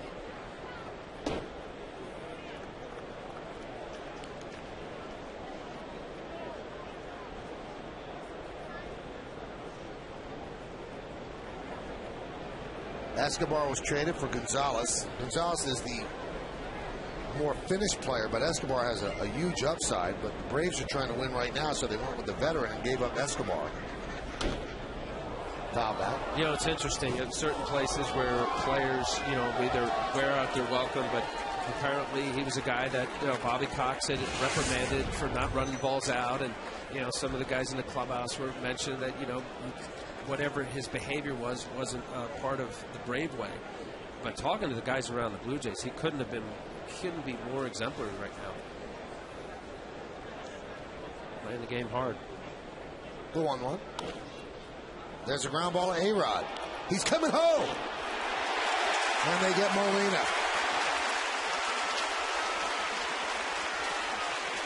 Well, you really don't have to bring the infield that far in from Molina because it just doesn't have speed. Well, they're going on contact. Well, he really wasn't. If you look at that replay right there, Molina was not going on contact. Great decision for Alex Rodriguez. I don't know whether he noticed Molina was not going on contact. With the speed of Molina, easily getting him out. It's just a matter of Alex making a good throw. See on the Yesmo, easily getting him. Posada making the tag. How's it possible, Al, that Fred Lewis doesn't go to third? That's bad base running, Michael. Once he gets his secondary lead and he sees the decision where Alex ends up throwing, obviously trying to get the runner out at home plate, that's the decision and the priority for the Yankees. There's a breaking ball strike to Bautista. And Mitre starting to throw now in the bullpen. 78 pitches for Burnett. 3-2 Blue Jays lead. Yankees trying to keep it right here.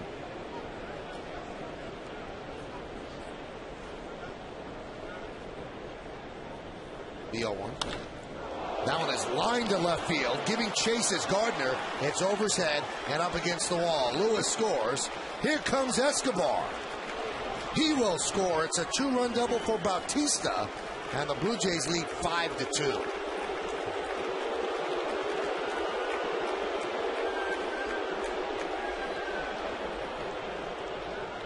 Bryant A.J. Burnett ends up striking out Batista in his first 2 at-bats. He's a great fastball hitter. We're talking about leading baseball. This ball was supposed to be on the outside part of the plate. Seeing the ball leaks middle in.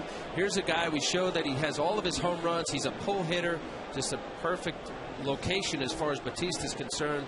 A.J. Burnett missed. His 25th double of the year, 2 RBIs. Vernon Wells rockets one past the diving A-Rod and down the left field line. Here comes Bautista. Here's the throw. He's in there. It's an RBI double for Wells. And now the Blue Jays lead 6-2.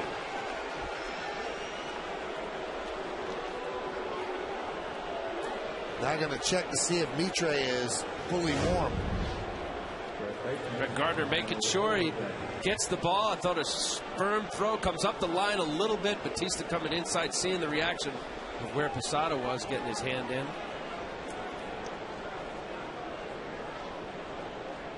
See him cutting across from the outside part of the plate. The throw from Gardner pushing Posada toward the outside foul line. Good running by Batista. Make that decision, a late decision, Michael. Here's Overbay. Still 1 out. Swings at a breaking ball. Now, with the 5 runs here in the 5th and the 6 runs overall, that's as many as AJ has allowed in all of July here in his first start in August.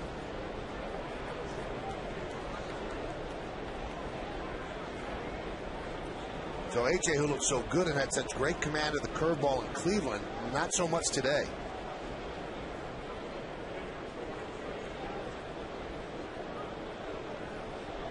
Well, he's not throwing it as much as he did in Cleveland, Michael. And I think that's part of the frustration of what transpires when you don't get your secondary pitch over, not only for put-away at-bats, but early in the count, as we were talking. And most of the time, A.J. Burnett's success, dominant success, is based on his curveball.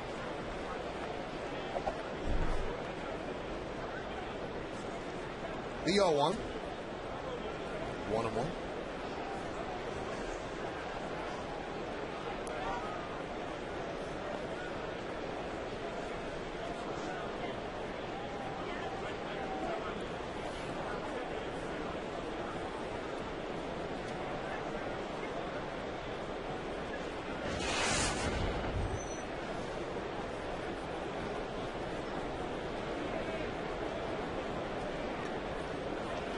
And the pitch outside the 2-1.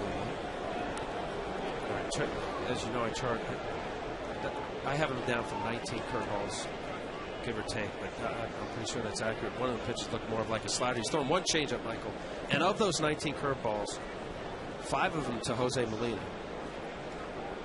This will be his 30th pitch of this inning. The 2-1. Strike. There's his second changeup. You know, that's what happens when and I can relate, because I threw a lot of cutters and I threw a lot of pitches. I walked a lot of guys. But when you have the 2-pitch scenario and you end up having to resort to your third pitch, in this case, he just threw a changeup, it becomes an emergency kind of desperate situation as opposed to it being part of your repertoire, as he did in Cleveland in his last start. You know, early in the count, bang, get your curveball out, strike, expand, get the hitters thinking, hey, he's got his curveball for strikes. You know, then they start swinging at pitches in the dirt, or however you want to expand high fastball. Now a 3-2 count on Overbay. Runner at second with 1 out. 5 runs already in, and the Blue Jays have turned a 2-1 deficit into a 6-2 lead.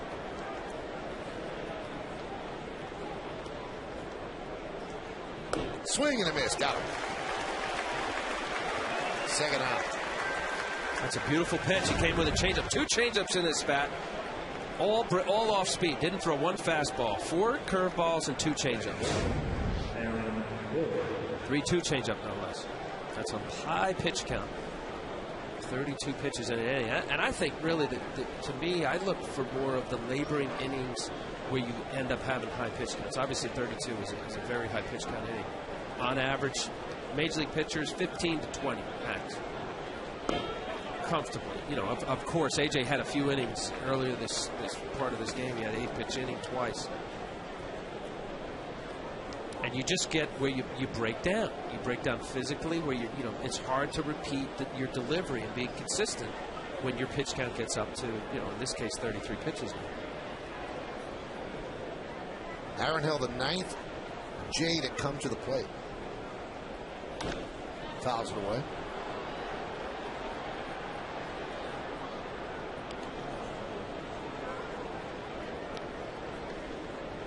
And it's not easy, folks. There's a lot of people trying to get to this level, and it's a constant battle of adjustments.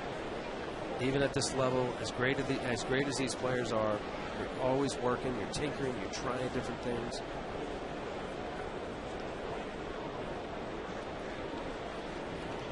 That one goes past Posada and allows Vernon Wells to go to third. Crowd getting very, very restless. I'm sure the Yankee coaching staff isn't thrilled either. Looks like a changeup to me, Michael. He just kind of yanks it. Yeah, I see that ball with a changeup spin. He throws that 58-foot changeup. Hooks it across his body.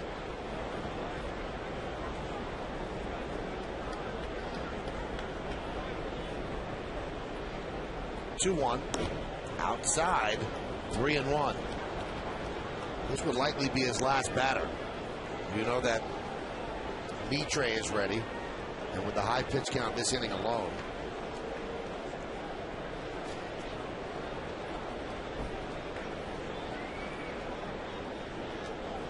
Three-one.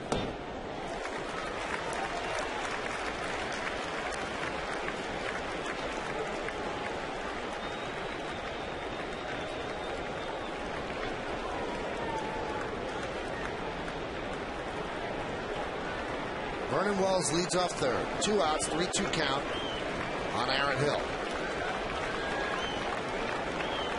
And the pitch. About to do it again. You can see even on the radar gun that on yesterday, 92, 94. This is varied speeds that sometimes is by design and others it's not. This changeup is a hard changeup at 89. These are two-seam fastballs, middle of the plate. Aaron Hill, who's struggling this year, hasn't been nearly what he was, a 208 hitter. This is a scenario where you attack this guy. Obviously, you're down by 4 runs. Keep it where it is. Attack the zone with your best fastball.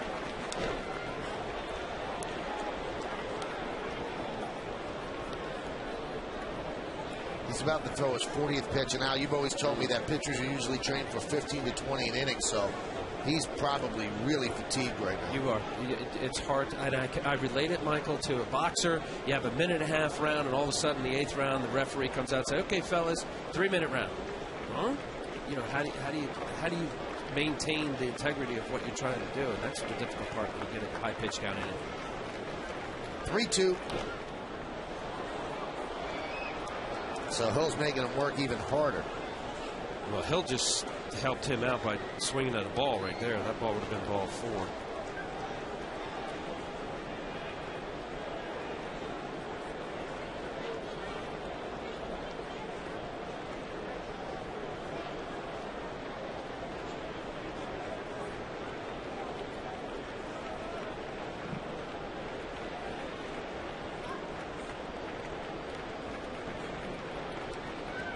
And the pitch. Grounded past the diving A-Rod and down the left field line. Wells scores. Hill's going to second. He will make it with an RBI double. And it's the Blue Jays 7 and the Yankees 2. And Joe Girardi has seen enough. And so has the crowd.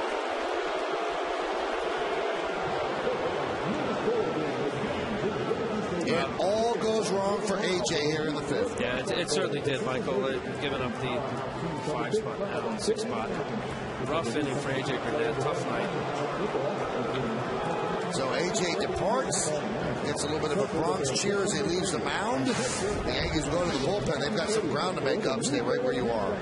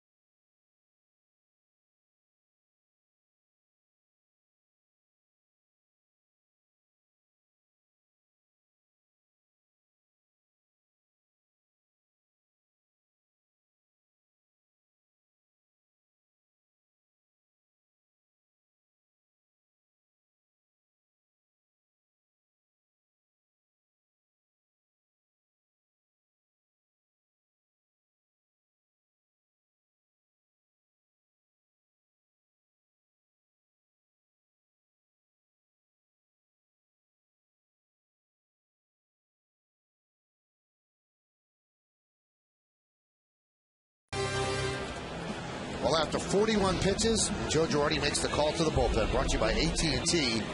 Rethink possible. And that call to the bullpen brings us Sergio Mitre. 14 games, 0-2, 3.73, 24 hits and 31 in the third, 11 walks and 19 strikeouts. Al, I know there's no easy answer to this, but AJ's 33 years old, and how could it be that he could look so great one game and just so dreadful the next? God-given arm, God-given ability. He's possessed that since he was a young kid out of Arkansas, came through the minor leagues with the Mets, traded to the Marlins, goes to Toronto. It's very frustrating. Great guy. The scenario, as you say, with 33, yeah. You know, at some point, you start realizing, okay, what else do I have to do to maintain, not just to be a major league pitcher, but a great major league pitcher. He still maintains that stuff. But he works hard, Al. No, I'm not He's saying... He's a hard worker. I don't understand how it doesn't translate. I'm not saying about working, running, and weightlifting and all that, looking at video. I'm saying part of your repertoire, if you're a guy that has been a two-pitch pitcher, and he has, 95 or better, you know, certainly through the majority of his career with a curveball that's nearly unhittable. That one is driven into left center field. A long drive, giving Chase Granderson. He can't get there. It's one hop up against the wall. Scoring is Hill. Travis Snyder, his second double of the inning, and the Blue Jays now lead 8-2. I agree. Sergio Mitre, 2 doubles in the inning. Awfully good inning for Travis Snyder. This is just, you know, one of those innings, especially and the opposing hitters, Michael. It's just, you know, keep the line moving in the sense for what Toronto's thinking. This is an opportunity, Mitre, certainly to get out of this inning.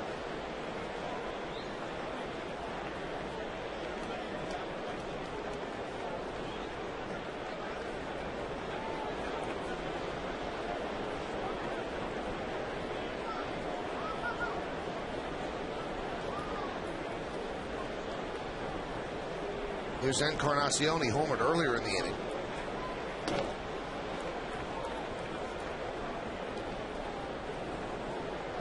Have you ever seen it click in as late as 33, 34?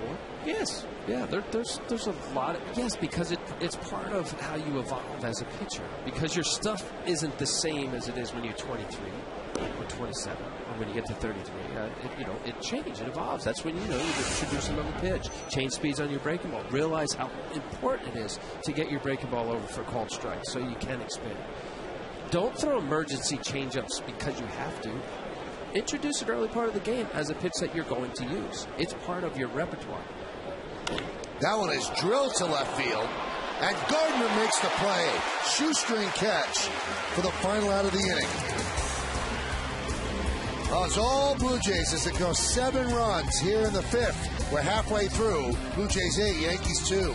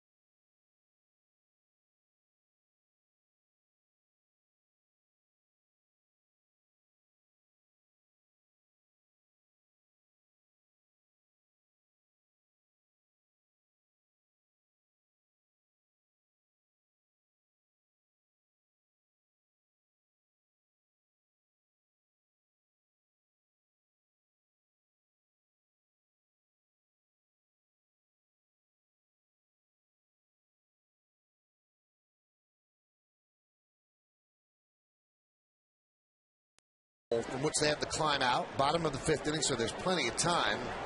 And Brandon Morrow has to feel good about things as he will start with Brett Gardner. Breaking ball strike. The top of the 5th inning took 26 minutes. The 8 earned runs allowed by A.J. Burnett matches his worst start of the year, and he did it in 4 2/3 innings. The 0-1. 1-1. Mindset of a pitcher change here, or he's still at the pitcher game? Yeah, it changes a little bit. Yeah, certainly you have all the respect in the world for a very good hitting team in the Yankees. But when you're in a situation where maybe you're 2-0-2-1 count, fastball count, you're not as concerned with having to hit the corner. You're going to be a little more aggressive and hit more part of the white part of the plate. Not to say you want to give up hits and home runs, but you definitely do not want to walk guys in a situation where your offense gets 7 runs, you're up by 6, attack the zone. And the Yankee hitters should know that. They do.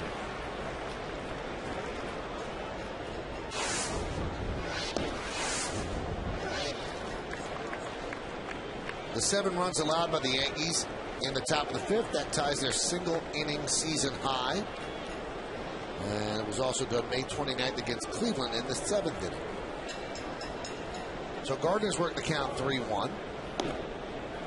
How about that? He throws a breaking ball on a 3-1 count. You know what, Michael? I think that was a little BP fastball. Or a changeup. Over? I can't imagine 3-1 count he's throwing a changeup.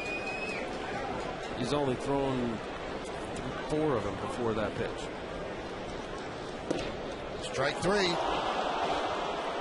So Gardner down looking for the 2nd time tonight. Time for another look at tonight's Toyota text poll. Once again, the question, should Thurman Munson be in the Hall of Fame? You've been voting at 58-772, and here is how you voted. A landslide says yes, 93%, no, 7%. I guess the general feeling from writers that I've spoken to that have the vote, if he had played a couple more years, maybe. He has representative numbers for sure, but doesn't look like it's going to happen.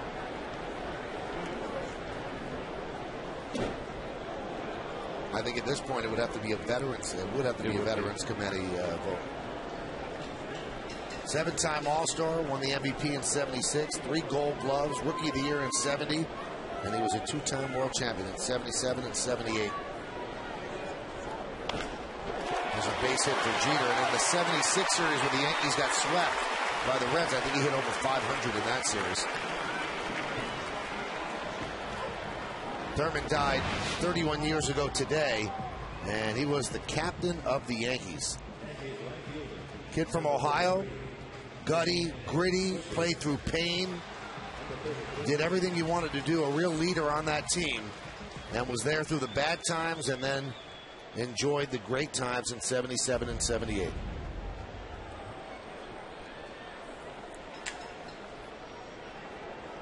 Here's Nick Swisher. 2-run home run in the 1st inning, grounded out sharply to first base in the 3rd.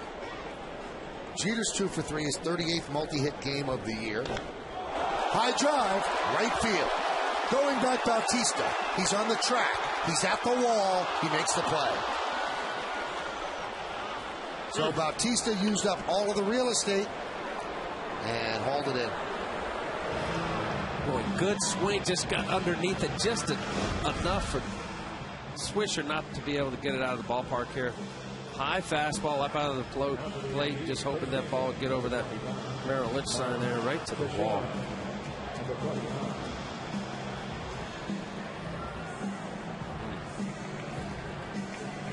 Now, Cito Gaston came out to talk with Morrow there, now leaving the mound.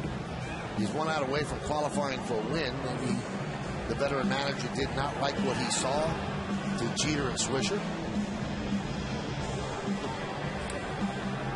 Be aggressive. I could, that somewhere along that conversation from Cito Gaston is, look, you have that big lead. Don't start guiding the ball and aiming it.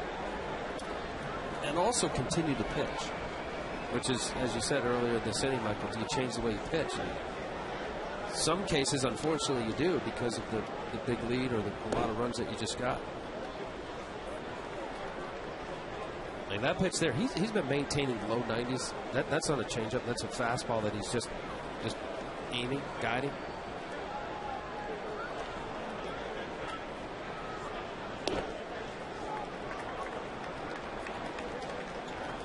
Don't you slow down your arm speed for that? If it's not a change? You know, doesn't the batter pick that up? If you do it purposely, you could throw. David Cohen had a great, what you'd call a fosh. You just choke your fastball and don't throw it as hard. That one is driven deep to right. Going back, Bautista looking up. See ya! 2-run home run to Shera. Yankees now trail 8-4.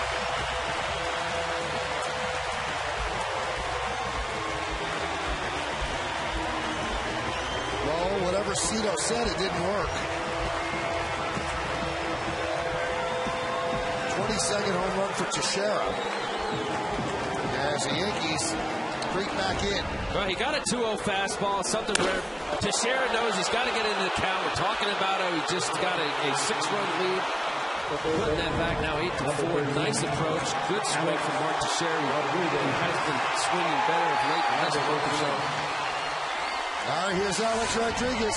0 for 2 tonight, grounded to short, and struck out. He's gone 40 at-bats since home run number 599, trying to join an exclusive club. Only 6 men have hit over 600 home runs in big league history. He's trying to become number 7, and he takes a pitch outside 1-0.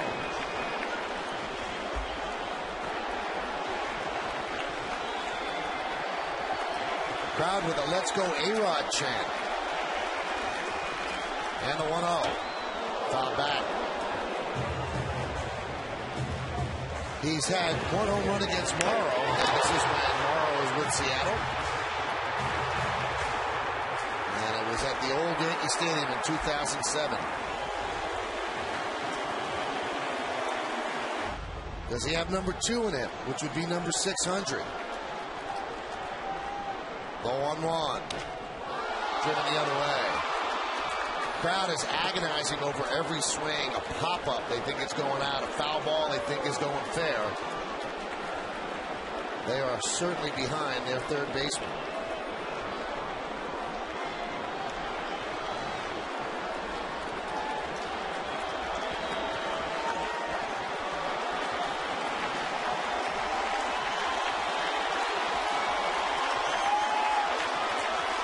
One-two on A-Rod.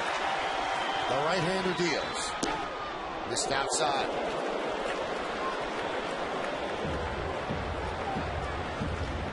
Well, late on a couple fastballs. Now you had the curveball just missing off the plate. See if Morrow, as he did in the last at bat, go with the fastball. Here's the 2-2. Fouled it back. Hagen breaking ball right here. Watch the middle of the plate here. Alex puts his foot down. Just misses it. That ball straight back.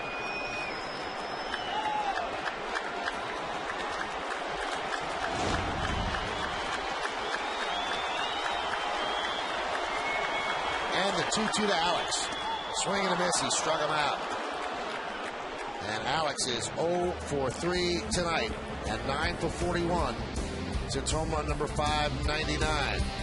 Got him on a breaking ball, but the Yankees get back 2 runs on Teixeira's home run. It's 8-4.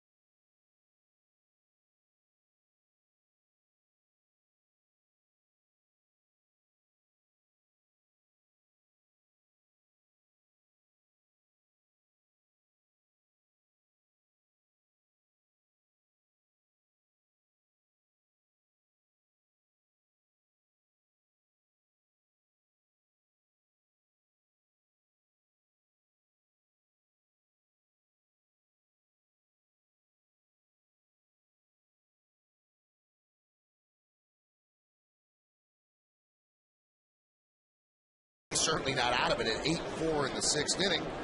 And they made up a couple of runs with the 2-run home run by Mark Teixeira. Now, Al, you watched A-Rod's at bats on TV last week. Now you're watching him. You think he's pressing a little bit? I would think so. You know, look, let's not take anything away from Morrow. And as you said, Alex Rodriguez said that they pitched him, they attacked him. A couple pitches he's missing. Hot shot up the middle. Not a base hit for Molina. I think his best pitches to hit tonight so far have been breaking balls that have been middle of the plate. Now, whether you sit on it or look for it or, you know, however Alex's approach, and, you know, every hitter, not only Alex, will go into a bat, look for a certain pitch. It has to be, Michael, to play on and realize that you're talking about this every day. It's 11 games now, and you want to get it past. The light bulbs, everybody into it. They want to be part of history. Be hard not to think about it. Here's Fred Lewis. This could be a double play. There's one. And there's two. They might have taken a little too much time there. Jeter really took his time on the relay, but they did get Lewis for the back end of the 4-6-3. Well, he got it. Cano ended up getting a little charity hop. You see the big hop and the bad flip. Not terrible, but just slow enough. You see Lewis ended up pulling up a little bit. Didn't go all the way through the bag tags. Throw, aggressively throwing. Hey, you know what? Freddie Lewis is pretty fast. Let's see how much he gets him by. Here's Escobar. 1-0.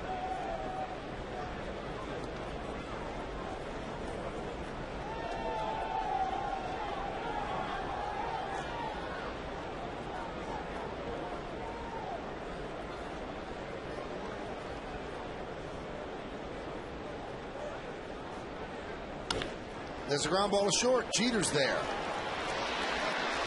And that'll do it here in the 6th. No runs a hit, no errors, and nobody left on base. 3 outs on 6 pitches for Mitre. We go to the bottom of the 6th. 8-4 Jays.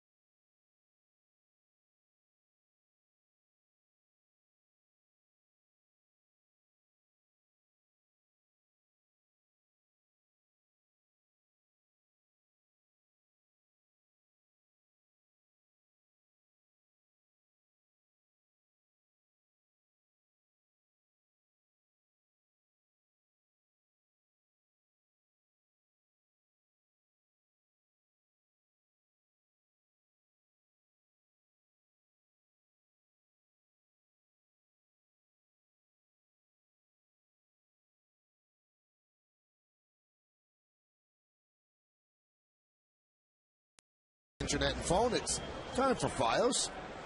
Ricky Romero goes for the Toronto Blue Jays, and Dustin Mosley, good start his first time out against the Indians. 1-0, 3.24. Our coverage will start at 6, and game time right around 7:08. Father and son at the game, something that you remember the rest of your life. Robinson Cano will lead off against Morrow in the bottom of the 6th inning. Count 1-0.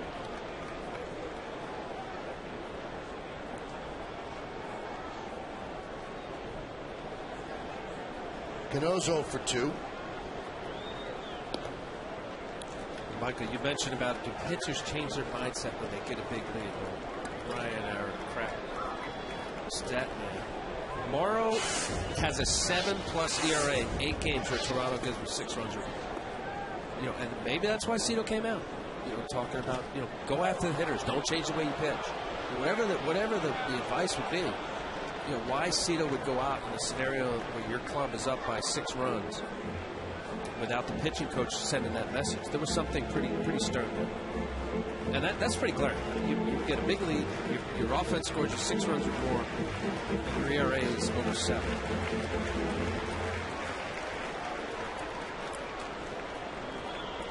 The one pitcher that, whenever you talk to people around the Yankees, that they say was the best pitcher at pitching with the lead, David Wells. They said there was nobody better because he was pounding the strike zone all the time anyway, so he didn't really deviate that much from the way he pitched and was able to throw strike. He was a strike throwing machine. He was. People maybe lost sight of that with David with all the extracurricular stuff, but he could pitch. Oh my God, could David pitch? The 2-2 just missed. You know, it almost seems obvious. You say, wow, of course, you have a big lead. Why, you know, we'd love to have that. You know, there is a certain mindset, especially with certain pitchers that have a repertoire where they want to continue. If they pitch backwards, meaning in fastball counts, they throw breaking balls or they use their changeup, and they start eliminating pitches. Well, here, 3-2 curveball.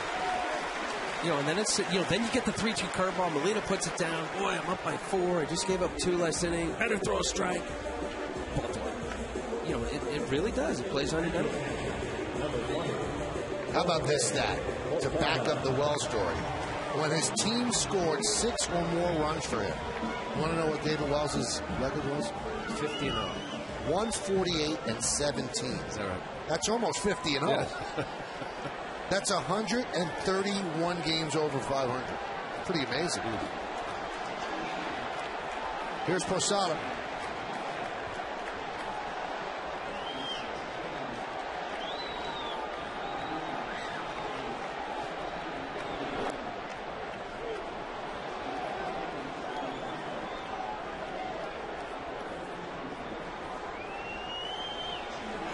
Scott Downs getting ready. Now, he wasn't traded, huh, Michael? They wanted a lot for him. A lot of teams wanted him, but they were asking for incredible prospects. I think from the Red Sox, they wanted Casey Kelly, who might be their top prospect in their system. The rumors we heard about the Yankees, they wanted Jesus Montero. I mean, the Yankees were willing to give up Jesus Montero for Cliff Lee, but not a short reliever. Yep. Set up. A good year. Downs is having. Strike 3, Posada down looking, so they retire him for the first time. Boy, and an 0-2 count right there. That fastball had a little run to it, but pretty much right down the middle here. Now watch this here. Posada just can't pull the trigger. That ended up in the middle of the plate. I gotta believe he was looking for something else, or at least something maybe out of the zone where Morrow would expand.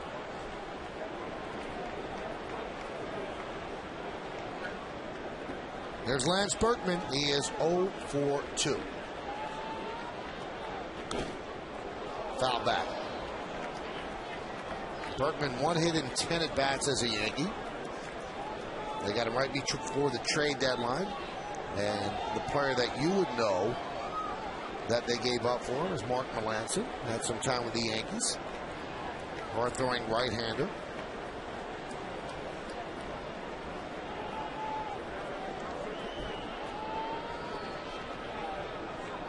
Pitch outside. Now, in the 7-run 5th inning, we just find out that the 6 doubles that the Blue Jays hit tied an American League record, only done 2 other times in all of baseball history.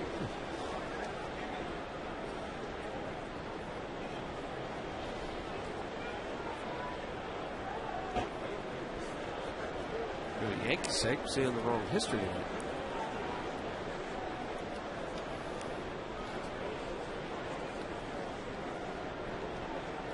Lance Berkman, as Jack Curry mentioned earlier, native of Texas, went to college in Texas, played all of his professional ball in Texas.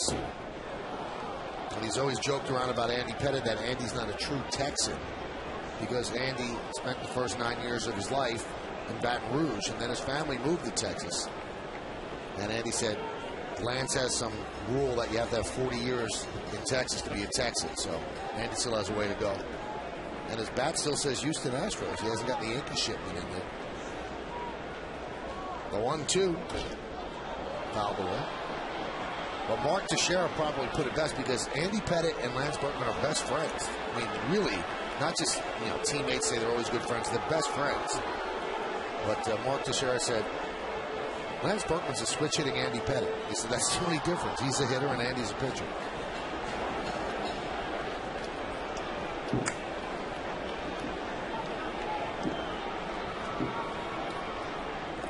Check swing. Did he go? Did he go? No, he did not. Andy was a teammate of Berkman's 3 years in Houston. And during that time, Andy would always sing the praises of how great the Yankees were. And Berkman said, you're going back. I know it. You're not going to stay here. You're going to go back. And Andy did end up going back. Well, that was part of the comfort in his decision-making. Lance Berkman had offers, I guess, having the no trade. The White Sox really put the package together where he had the option to agree to that trade to go to Chicago. And Andy was one of the biggest or main reason to go to New York. That one gets past Molina as Cano will move to second. Now, a single makes it 8-5. As I said, it's early in the game, and this deficit is so far from insurmountable. He just looked like a little two-seamer supposed to be on the outside part of the plate. Jose Molina not getting a good handle on that ball, skipping up about 59-foot fastball. Cito Gaston cannot be happy about what he's seeing at Amaro right now.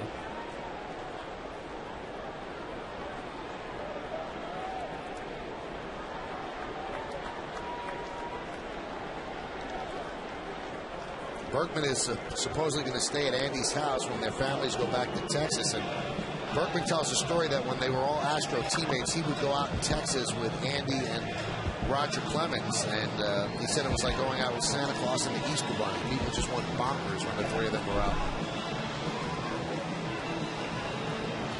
Hyde in that group. Always go. Three big guys, too. Hyde in the sense of your celebrity. Go in pecking order. 3-2. Base hit up the middle. Vernon Wells fields. They are going to wave Cano home. Here's the throw. It's cut off. It's an RBI single for Berkman. His first ribby is a Yankee. And it's 8-5 Toronto.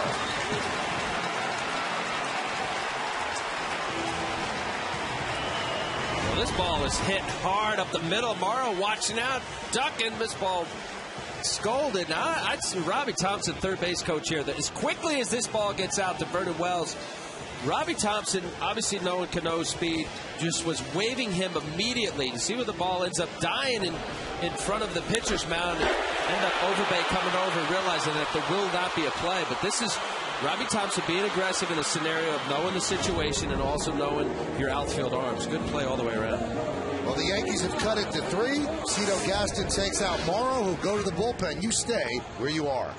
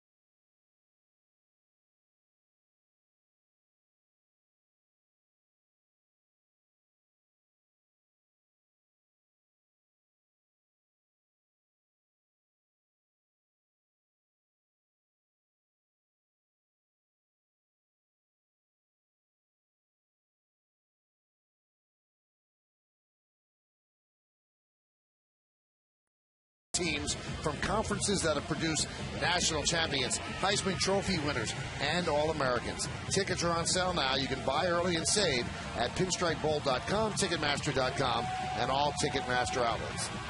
Well, we told you that one of the people that might be most affected by the moves that the Yankees made before the trade deadline would be Curtis Granderson. Now, they bring in the left-hander Scott Downs, who's very effective against lefties, and he's very effective against Granderson. Granderson 0 for 8 against Downs. 6th inning of a game the Yankees are trailing by 3. You've got Austin Kearns now on the bench to play the outfield, and Joe Girardi is going to take Granderson out, and he's going to pinch hit Marcus Timms against Downs. So you know that Granderson is going to have to start playing better, or he's not going to be playing every day. Yeah.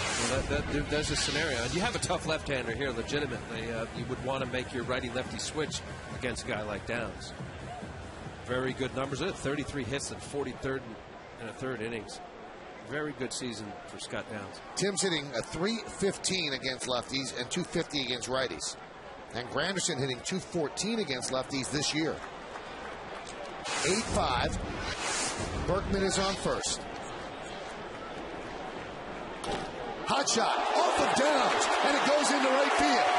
Berkman is going to go to third. Timms is going to stop right there, and the Yankees have runners on first and third with 1 out. Oh, he hit a rocket back to Downs. And Timms wasted no time. He gets a fastball down the zone, little tail to it, hitting off the top right foot of Downs. See if he's okay here. Ball kicking to right field. Watch his ball hit. Kind of skipped up. That saved Downs. It wasn't directly off the bat of Timms.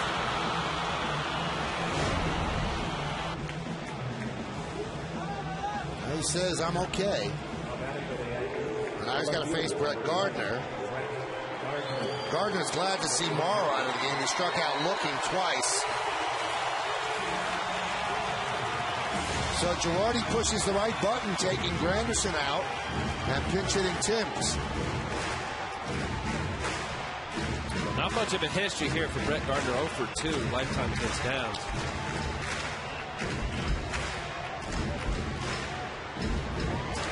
Going over the scout report. Different hitters and pitchers matchups. Hot, colds, cold zones. So now first and third with 1 out. It's going to be tough to double up Gardner, so the Yankees might be able to squeeze a run here, even with a ground ball. Here's a strike. Gardner is 11 for 18 at getting the run in from third with less than 2 outs. That's 61%. And there's Lance Berkman at third.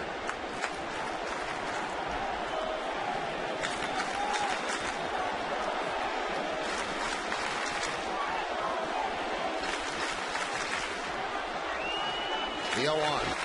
Hot shot off the glove of Downs. And they're going to come home. And they've got Berkman in a rundown. And he's heading for home. And he's tagged there. And Tim should have been at third. But he hustles back to second. You know, that was a tough read, Michael, just to get the perspective we have up here. Now, Tim's not the fastest guy in the Yankee roster. Berkman doing exactly what you try to do once you get caught up. This is on contact. Ball hit off the pitcher. Reacts. He hears it. Home from Molina. Now, Berkman's trying to prolong this. Now, but you see Robbie Thompson in the background saying, hold up right there. Yeah, that's a tough spot right there for where Timms is in this scenario. Ball back, got the run down, Molina running it back. Now you don't, that's dangerous right there, running home plate. Usually want to run him back to the previous base for obvious reason. You know what, Al? Molina made a mistake. He should have ran him all the way back to third. This way there was no chance that Timms could go to third.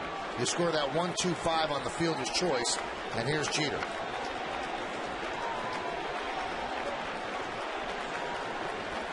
Jeter is 6 for 9 lifetime against Downs. And there's a strike. There's Marcus Timms. You can see he's uncertain what he should do. Robbie Thompson wants him to head to third, but he doesn't do it. And takes the safe route of staying at third, or staying at second.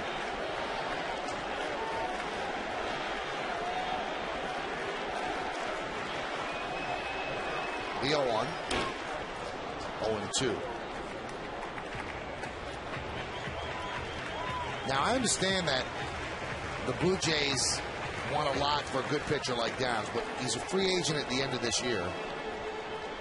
They'd be hard-pressed to make a run at this. I guess they have a rule in their front office not going to deal with any team within their division and help them out unless they really get a top-flight package. I think that's silly. If you can get a good package, and for a pitcher that might not be with you next year, but the Blue Jays decided not to go that route, so now they have a, Scott Downs, who probably wouldn't get through waivers because he doesn't make that much money. He's probably with them the rest of the year. The 0-2. Grounded.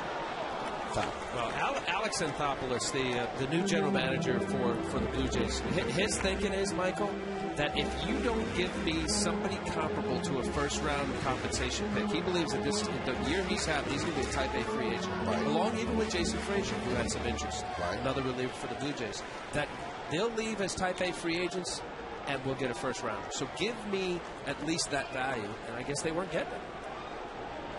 They certainly were asking for the moon. The 0-2 just missed outside.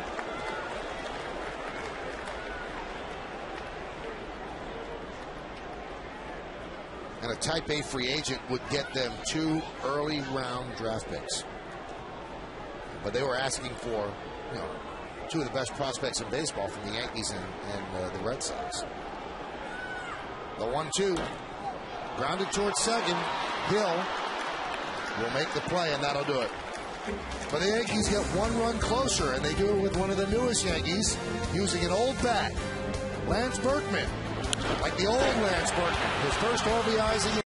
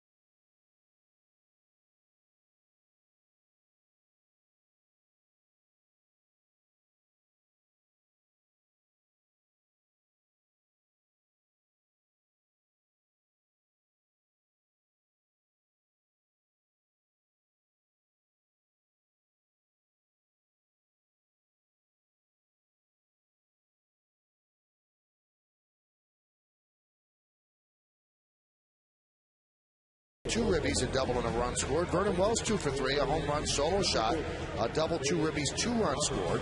Aaron Hill 2 for 3, Travis Snyder 2 for 3, both doubles in that 7-run 5th inning, and a 2-run home run by Edwin Encarnacion. Molina with a single, and that's what the Blue Jays have done over the first 6. We head to the 7th. It is 8-5 Blue Jays over the Yankees on the Verizon Wireless scoreboard. God bless you. My little kid sneezed. And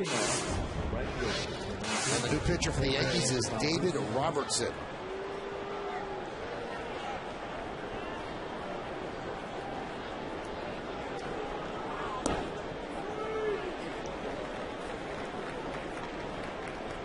Count 0-1. Boy, that's the pitch that Robertson really has mastered it after a rough first start since May 16th. The ERA at low 2s, 2.33. Very good. Foul back. Robertson's last 10 appearances have been scoreless. And that's why his ERA continues to drop. 10 1/3 innings over his last 10, 5 hits, 4 walks, and 15 strikeouts. You know, it says a lot, Michael, for a young kid, pitcher, 24 years old, for him to maintain. Painted fastball inside, great pitch. And strike 3 on the inside corner. Now let's check out things with Bob Lorenz back in our studio. Robert.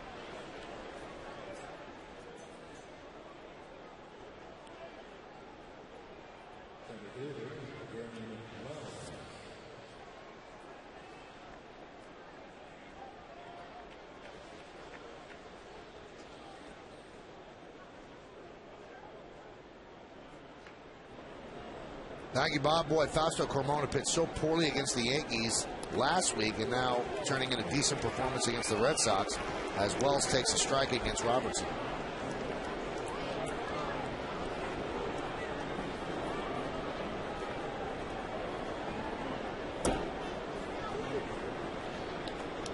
So 2 more home runs tonight for the Blue Jays, 1 by Wells and 1 by Encarnacion. So they have a major league leading 93 home runs.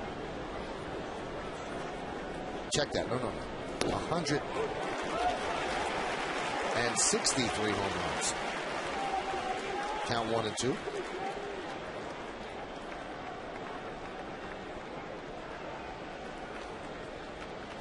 They have 91 at home and 72 on the road.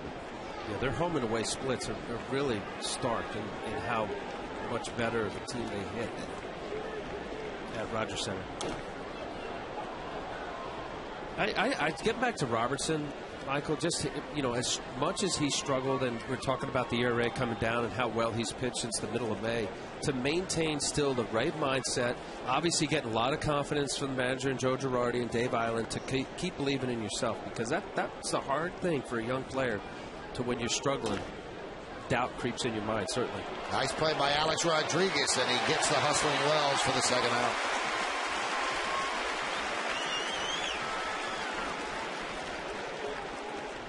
Alex went a long way to the glove side and then did the 360. A little shortstop pirouette, getting some range there out of Alex Rodriguez, the hot corner, and the yes-mo, watching that ball go into his glove, spinning around, making sure that his feet are underneath him. Nice play, good range. Quick defensive update for the Yankees. Marcus Tim stays in the game in left, and Gardner moves from left to center. Here's Overbay as Jeter shifts up the middle. And a strike. Robertson throwing strikes, 91-92. Good breaking ball. That's his formula for success.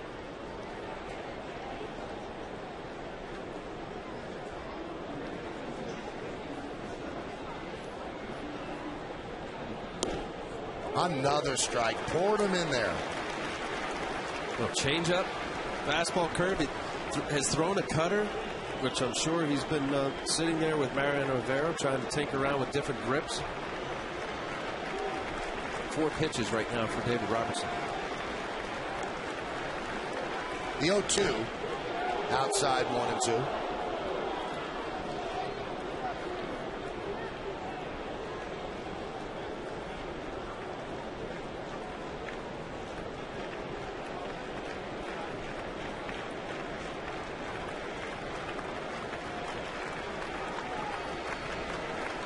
The 1-2. 2-2. 8-10-0 for the Blue Jays and 5-8-0 for the Yankees. We're on the top of the 7th.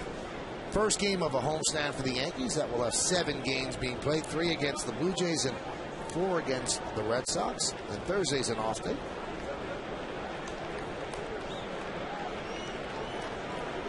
The 2-2. Missed outside. Ooh. Lyle Overbay getting a good look at the curveball here. Makes me think that he's either sitting off speed or just really allowing the ball to track longer. Previous pitch was about that close. That ball is about 6 inches outside. Good call from Mike Everett, home plate umpire. And he works a walk. A.J. Burnett started for the Yankees and looked pretty good through 4, allowing just 1 run. And then it all fell apart in the 5th when he gave up 7 runs. They turned it over to Sergio Mitre, who worked the scoreless sixth. Also got the final out of the fifth, and now David Robertson here in the seventh. Here's Aaron Hill. Single, a double, and a ground ball to short. Count 0-1.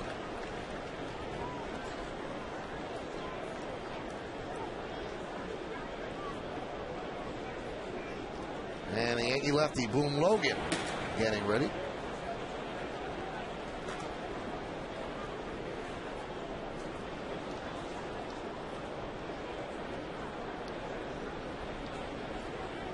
The first base runner that Robertson has allowed in 5 appearances. That's how dominant he's been. So a 2-out walk to Overbay.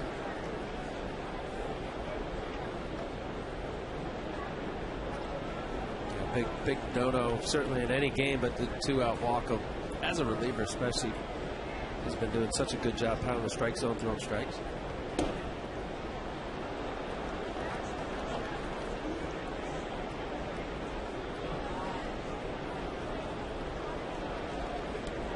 Of the 4 batters, he's thrown first pitch strike to all 4. Aaron Hill's a guy that very aggressive, not having the year that he certainly had last year, but he swings at a lot of pitches out of the zone. The 2-1. 2-2.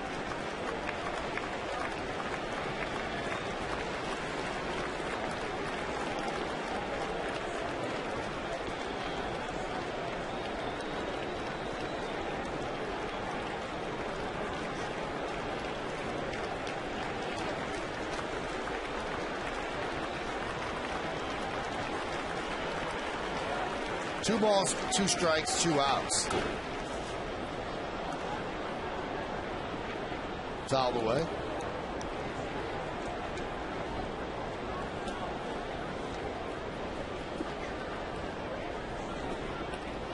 Looks like another sellout crowd here at the ballpark. If not a sellout, then certainly close. We haven't gotten the official number yet, but people want to be in the ballpark. But Alex, it's a 600.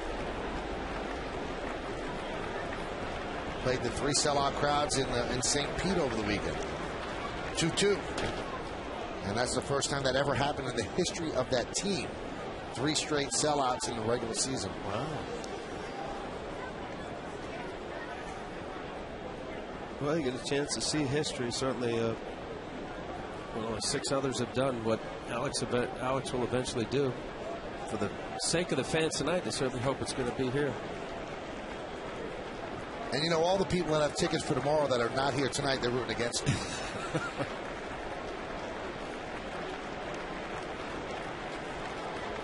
The 2-2. Strike 3.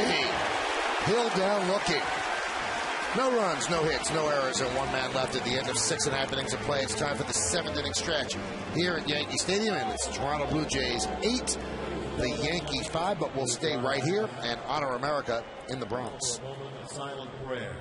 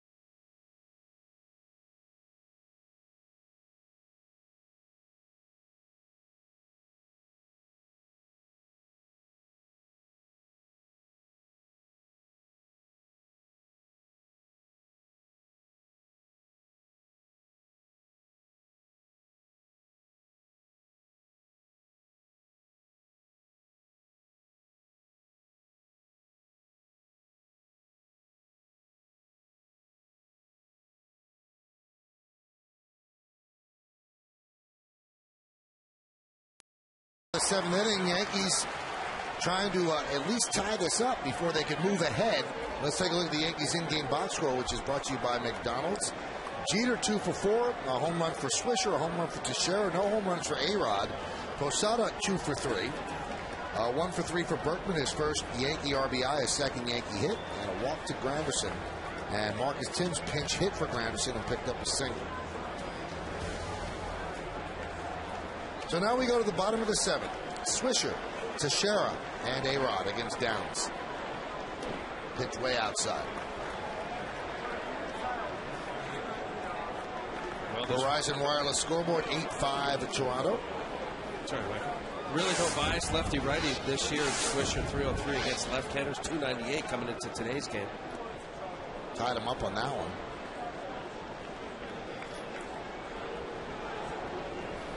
Power certainly not the same against lefties, especially here at the stadium. 3 home runs against left-handers, 17 against right-handers.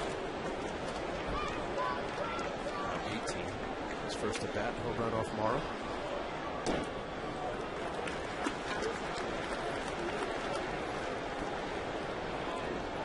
Jason Frazier warming up.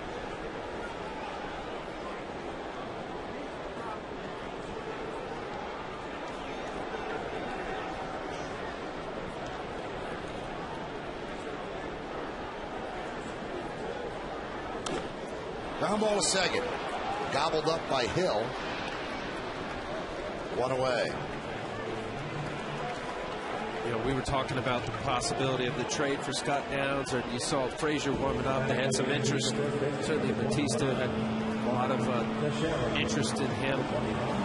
There's no reason to trade him. They can lock him up, or not lock him up, but the ability for him to be arbitration eligible. But Alex Anthopoulos, Michael, you know, his mindset is not to go out and get kind of middle of the road or veteran players that are kind of on the twilight of their career. He's kind of modeling it after what the Tampa Bay Rays have done to get younger and truly more athletic players.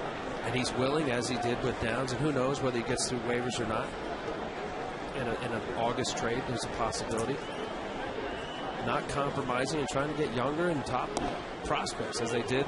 You know, look, when they traded Halladay, I think most people thought that this team was going to be battling out with the Orioles for last place. This is a big surprise. Somewhat of a big surprise in baseball. I bet you Nicolay doesn't get through waivers. He won't get through. Because of what, 2 points? No, it's just too many teams will block it. Too many teams want him. Unless somebody claims him, and then the Blue Jays could make a deal with that team. But I don't see him getting through 29 other teams. Here's Alex Rodriguez. He's tried 3 times tonight for number 600, and he grounded to short and struck out twice. So Alex is now 9 for 41 since he last hit a home run, and that was here at the stadium. A couple of Thursdays ago, he hit one over the right field wall against the Kansas City Royals, and he has been looking for number 600 since then. A-Rod is 7 for 16 with 1 home run against Downs.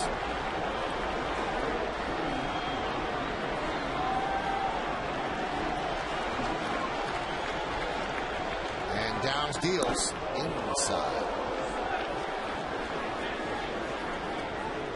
This is the list he's trying to join. There are 6 men on that list, 6 men in the history of this great game that have hit 600 or more home runs. Alex 1 away from membership in that club. The 1-0. 2-0.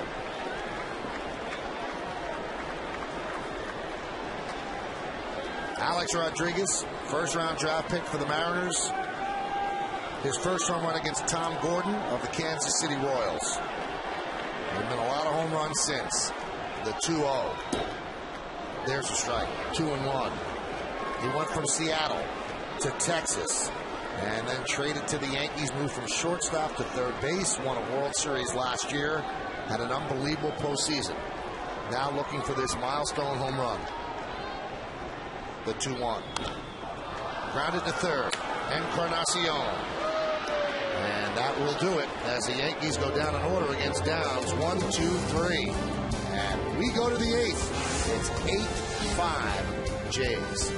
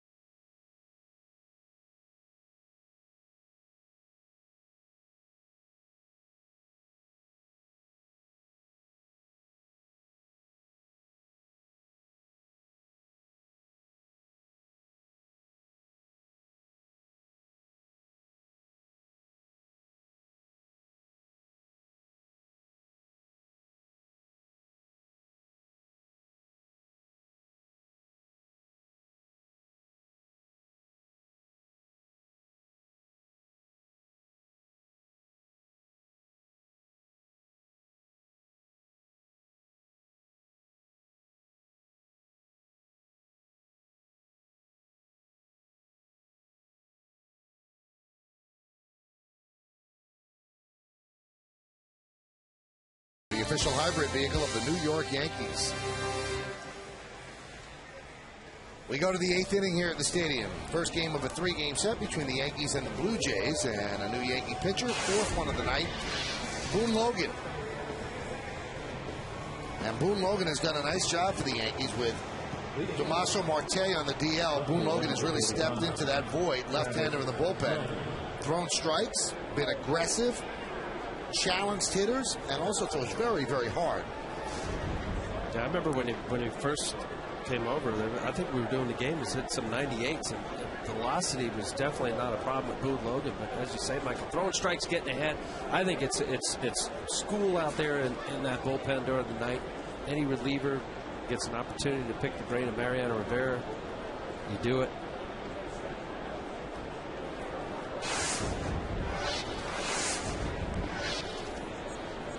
Now, Al, your last days as a big leaguer, you were in the Yankee bullpen as their left-hander. Did you talk to Mo a lot? Yeah, you know what? I did. And he's such a gentleman. And you come up to him and you ask him.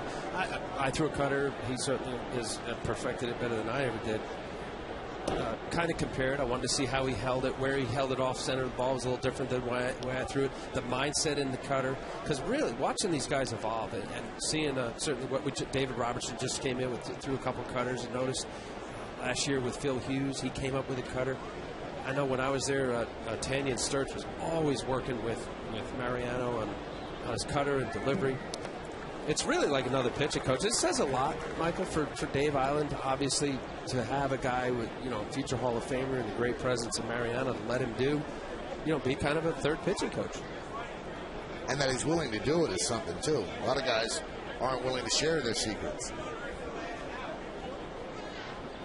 I was reading the story the other day, I think it was in ESPN, the magazine, where Aaron Rodgers, the quarterback of the Packers, he said Brett Favre never helped him one bit when Favre was the starter. He hardly talked to him. So some guys are very protective of their place. Mariano, if you're going to come take my job, here's the info. You know what? To me, that's a bad teammate. If you have somebody, especially the experience and a veteran guy that's had success, it's almost a duty, I think, to impart some of your knowledge. Especially if it's being sought out. I mean, there's some guys who either A, are reluctant because they're nervous to talk about it, or maybe they're just not, they don't have the aptitude to want to learn or make the adjustment and change. I think that's the part of every great staff. You see with the Yankee rotation now, they all sit in the dugout, they're talking about pitching. Hey, what'd you do? How'd you pitch this guy? You learn so much by just talking to your teammates. Unfortunately, there's some players that they just don't talk as much. You miss out. I miss that part, Michael, of not only the camaraderie, in the clubhouse or on planes and buses. You go, Pettit talking to CC. You got Javier Vasquez, and, it's certainly banter about whatever's going on during the game, and you can pick up a lot. 3-2 count on Snyder. And he fouls it back. Snyder, 2 doubles in the 5th inning. And before Snyder had done it tonight, only 2 Blue Jays had ever hit 2 doubles in 1 inning, and it happened in the same inning. Otto Velez and Dave McKay did it back in 1978 in the 2nd inning against the Orioles. Otto Velez, a former Yankee. Was that their first year, 78? I think 77 was. Sorry, Mike. I think 77 was. But Dave McKay, I know he was on the first team that was snowed, right? Their opening day at the exhibition stadium. Well, let me give a really good answer that people always like. I don't know. You'll have to check. Yeah, well, sometimes it's okay. I'd say 77. I'm right. The 3-2. Swing and a miss. Got him. 95-mile-an-hour fastball. Tonight, throughout the Yankees season on Yes, we're asking you to vote along with us for the Chevy Player of the Game. Text your vote to 58772, or you can vote online at yesnetwork.com. Tonight's candidates are number 1, Vernon Wells, number 2, Edwin Encarnacion, number 3, Jose Bautista, and number 4, Mark Teixeira. Vote now. Make your voice heard. Standard text messaging rates apply. It was 1977. It was against the White Sox, and I do remember that, the highlight of it being a snow day. Bill Singer was the pitcher. That was the first game ever. Yes. Pitch outside to Encarnacion.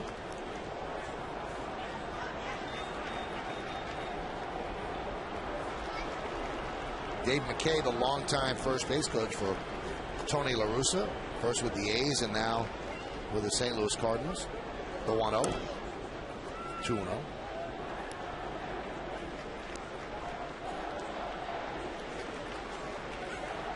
(8-5). Blue Jays lead the Yankees. Most of the damage against the Yankees in the 5th inning. 7 runs by the Jays against A.J. Burnett.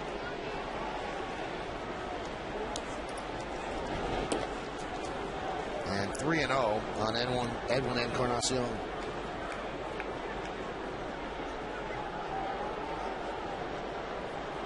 Russ Salzberg at the game. What's up, Russ?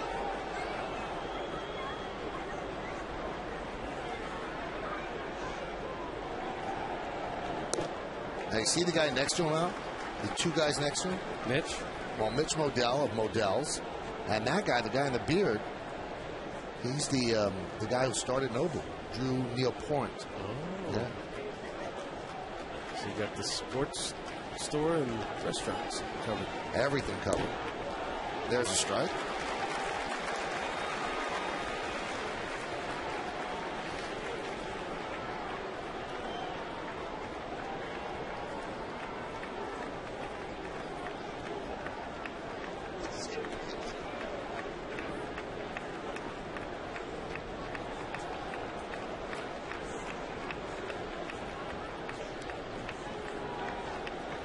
Here's the 3-2. Foul back. You ever go to Nobu? Love it. Really? Yeah. Well, Nice. you got a Midtown Nobu now. I know. I've been there. See, I don't see you eating that. They have Kobe steak. Okay. But I know you're not doing the raw fish. No. I don't even like it cooked. Why would I like it raw?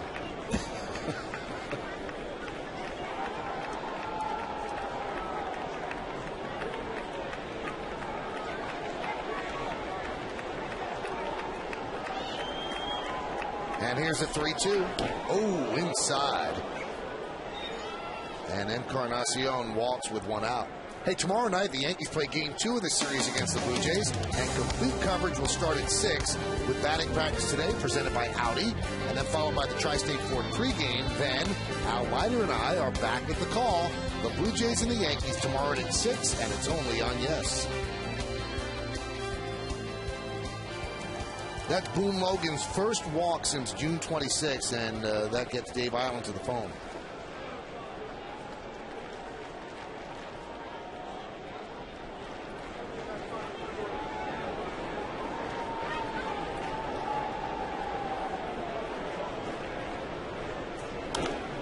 And Molina fouls it away. Molina came to Dunedin, which is the spring training home of the Blue Jays. He had to make the team. He was not signed to a 25-man roster spot.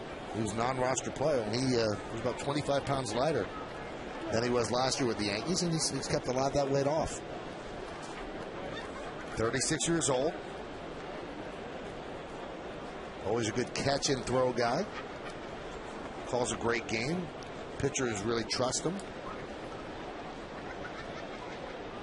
Yeah, Cito has leaned on him to allow him to be the veteran presence of not only with all of the hitters, but mostly with the pitching staff, and he's enjoyed that part of it. And he's really enjoyed his time in Toronto for as much as he would have loved to have stayed in New York. This has been a good summer and a good experience for him.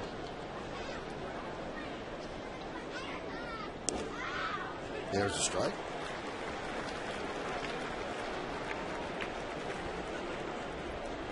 All time, Mike Everett's been calling that high pitch, and that ball probably knee high. Wanted to let Mike Everett, the home plate umpire, thought it was low.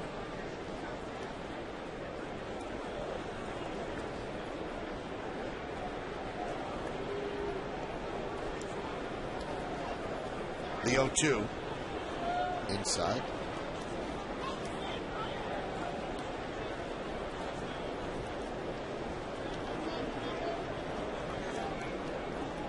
Boone Logan, fastball, slider, occasional changeup. Threw 2 changeups to Edwin Encarnacion, end up walking him on a fastball.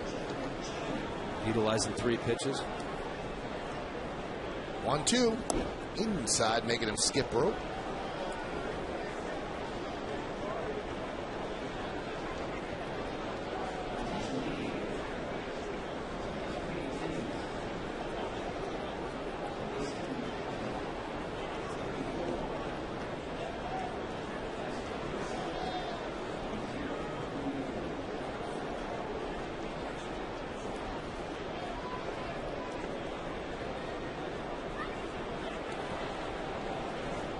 Encarnacion heads back.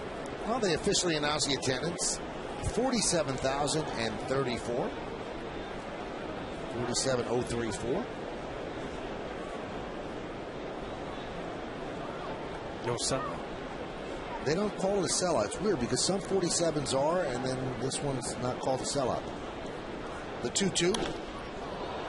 High fly ball, right center. Gardner is there, and he makes the play. For the second out, you know, you talked about that game in the snow in 1977. Yeah. Josh Isaac in our tape room went all the way back and found it. Look at that, huh? Well, look at the old exhibition stadium. Love that place. With mukluks on. Bill Singer. How about that?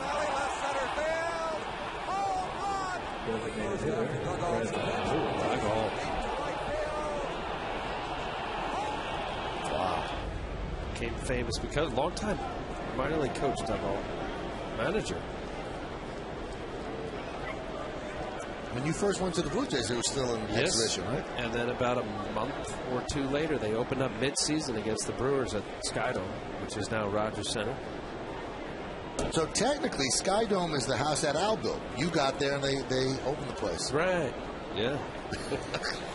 I'll tell you, that was a good time. I was just talking to Jerry Howard, the longtime radio announcer for the Blue Jays, and just reminiscing a little bit about that period of time the Blue Jays run.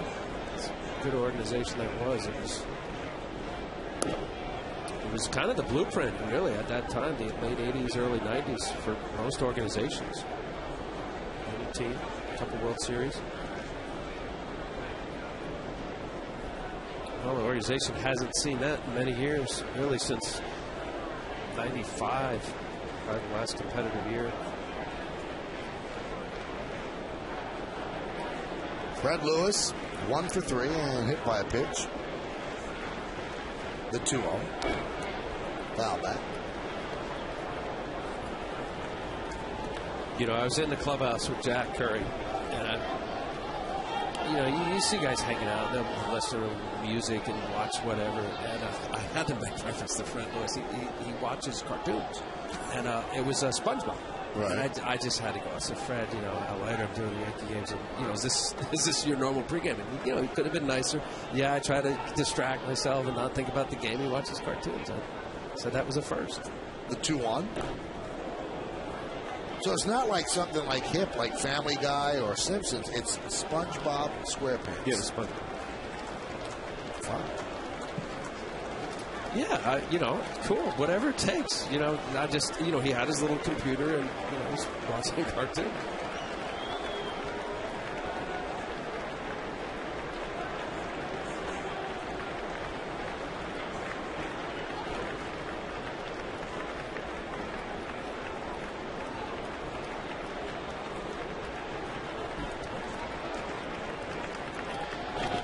It's amazing the money that Yes spends sending you and Jack Curry into the clubhouse to find stuff out.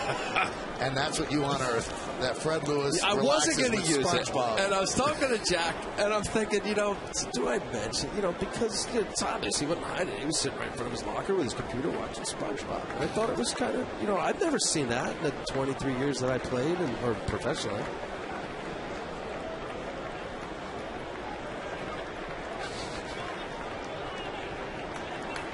The 2-2. They are making Logan work. Well, the Rays won their game against the Twins 4-2, first game of a 4-game set. So now they pull to within a half game of the Yankees. And if the Yankees don't come back in this one, there's going to be a tie atop the American League East. Cleveland leads Boston 6-2. That's in the bottom of the 8th inning at Fenway Park. So as soon as that one becomes final, we'll get it to you. And if it's not final by the time the game ends, obviously Bob Lorenz will have it on the WB Mason postgame show.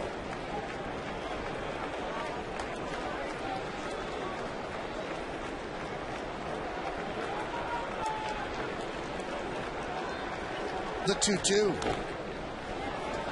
Well, he is getting Logan's pitch count up. Logan's now thrown 28 pitches. It's the most that he's thrown since June 26, when he threw 38 in LA against the Dodgers. Fastball, slider. This is one of those scenarios, Michael, where when you're two-pitch pitcher, most relievers are. You come in, you have your fastball, and then you put away pitch, just to take a little off. To trust whether it's your breaking ball or your fastball, just to change speeds off of whatever that number is. Fastball away here. 2-2.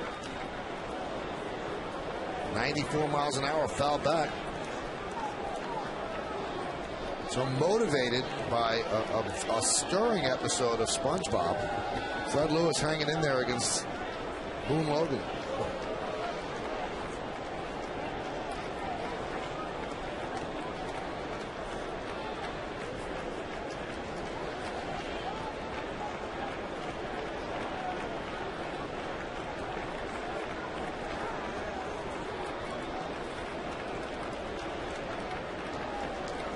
The 2-2.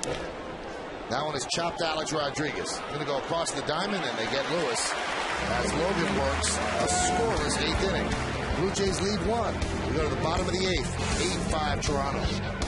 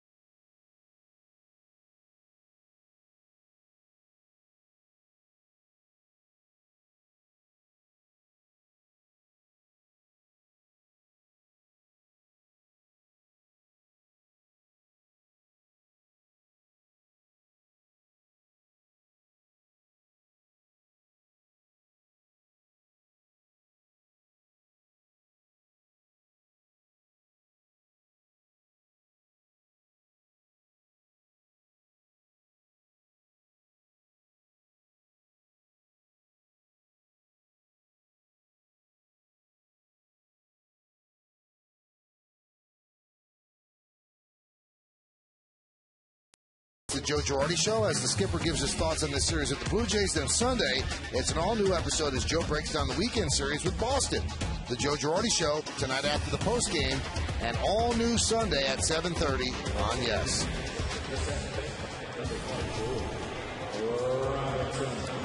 Yankees running out of time as we go to the bottom of the 8th inning. And you see the numbers on Jason Frazier. Well, part of that righty-lefty tandem for the Blue Jays. We just saw Scott Downs, Jason Frazier. Occasionally gets an opportunity to save some games. 43 strikeouts and 40 in the third. Very good. Anytime you strike out in innings, a respectable strike to innings ratio. There's a strike to Cano.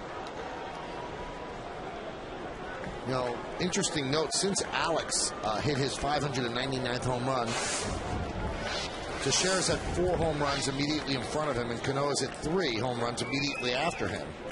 So they've given him the protection before and behind, but they have not been able to get him the home run.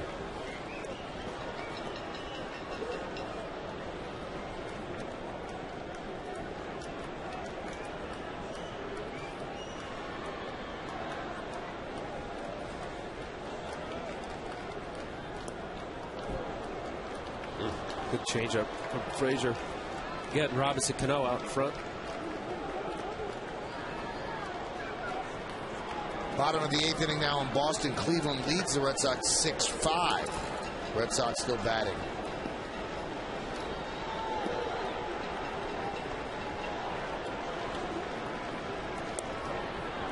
Two and two. Cleveland has played better since the trades. Obviously, Austin Kern and Kerry Wood here. Johnny Peralta going to the Indians.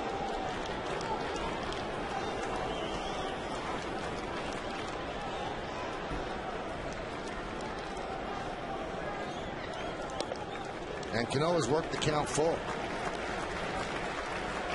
Such a different player than a couple of years ago as David Percy, one of the 3 left-handers in the bullpen. He gets ready. Very rarely would he work the count like that, take pitches close, but his eye is so much better, so much more discerning. And that was something that Kevin Long preached to him.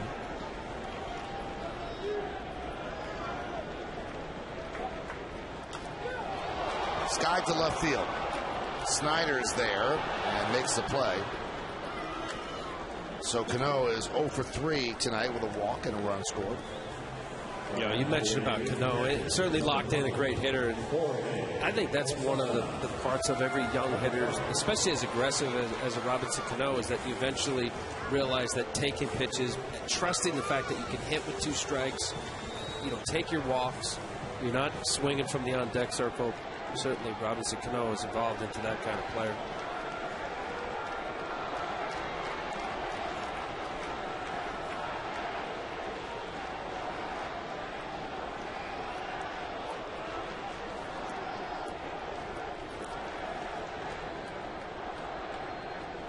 Posada singled in the 2nd, doubled in the 4th, and then struck out looking in the 6th. Strike, 93-mile-an-hour fastball.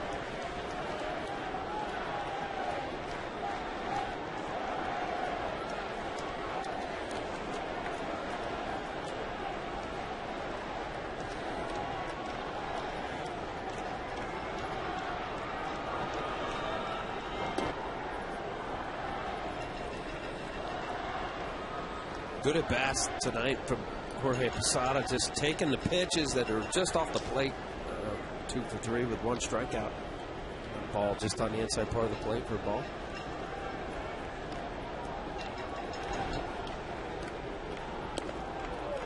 Posada hitting .331 here at Yankee Stadium and just .207 on the road. And he's 2 for 3 tonight, as we mentioned. Yeah, I had mentioned the home road splits to Kevin Long, and you know his rationale was, wow, most hitters like to hit at home. You get to get here early, you can get more hitting in. On the road, you may get 45 minutes in the cage. If you get an opportunity to bat early, you got to come out much earlier so that the other team can get their early BP in. Just get more work in. They go to the top of the 9th at Fenway, and Cleveland leads 6-5. Tampa Bay has already beaten Minnesota to move to within a half of the Yanks. The 2-2. Driven out the other way. Snyder is there. 2 outs.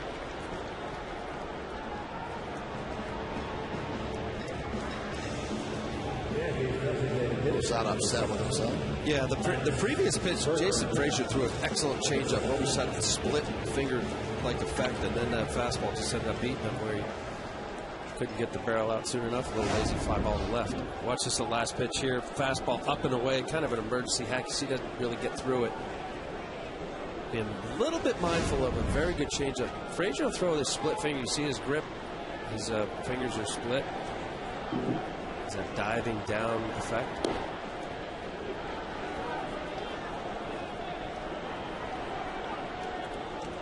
Berkman with his first RBI as a Yankee in the 6th inning. A laser-like single to center field to drive in Robinson Cano.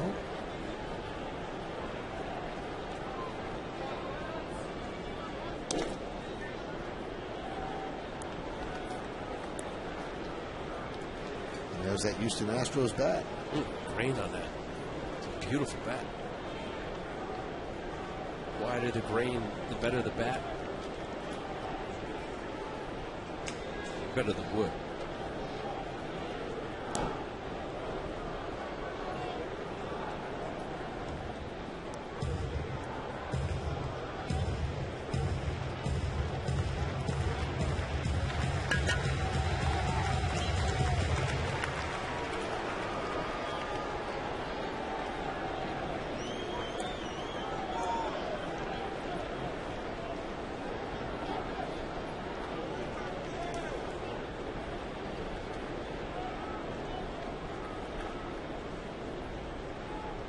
Two-one pitch. Check the swing. Did he go? No, he did not. Said Andy Fletcher, the third base ump. It keeps missing in on the inside part of the plate to Lance Berkman and the lefties. He did the same thing with Posada and then throws that little split finger down the way. He's up by 3 runs. Let's see if he attacks the zone with a fastball here against Berkman. And Berkman works a walk. Berkman's always been a good on-base guy, and that was one of the things that attracted the Yankees to him. Or attracted him to the Yankees. Despite having an off season, he was .370 on-base percentage guy. Here's Marcus Timms, who pinch hit a single in the 6th inning off the foot of Scott Downs, and that was pinch hitting for Curtis Granderson.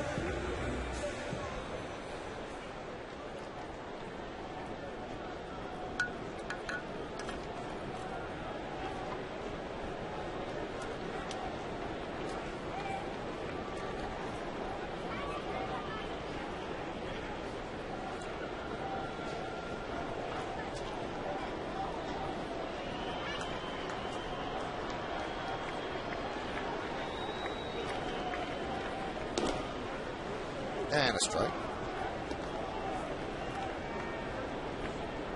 Only 2 at-bats against Frazier. Marcus Timms 1 for 2. His righty-lefty split. Better against left-handers. 315, 250 against the right-hander.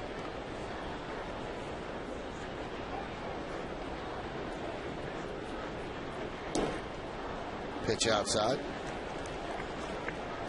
Timms 10 for 40 against right-handers with 2 home runs.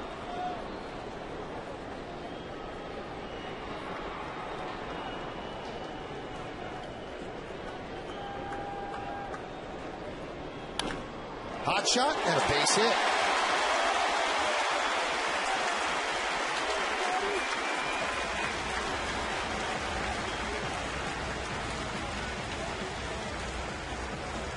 Got a little slider middle of the plate.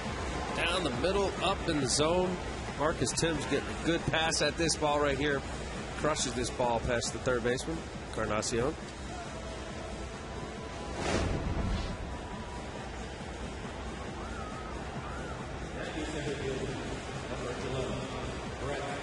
There's Brett Gardner. Yeah, every chance at hitter Marcus Timms of righty lefty splits, and talk about him not getting maybe a pinch hit here or there against left-handers. You get the chance to hit against right-handers. The more and more you do at bats like that, you get better opportunities to keep facing those right-handers.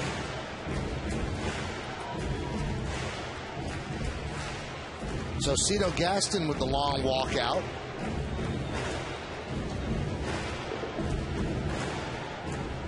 Cito said this is his last year. He's going to retire at the end of the season. He has not made any move toward the bullpen. Now he does. He calls on the left-hander. Now, Joe Girardi can do something here as David Percy comes in. Do you send up Austin Kearns to pinch hit for Brett Gardner? He has a bat. Let's see if he follows through with that move. Stick around. He's a tying run.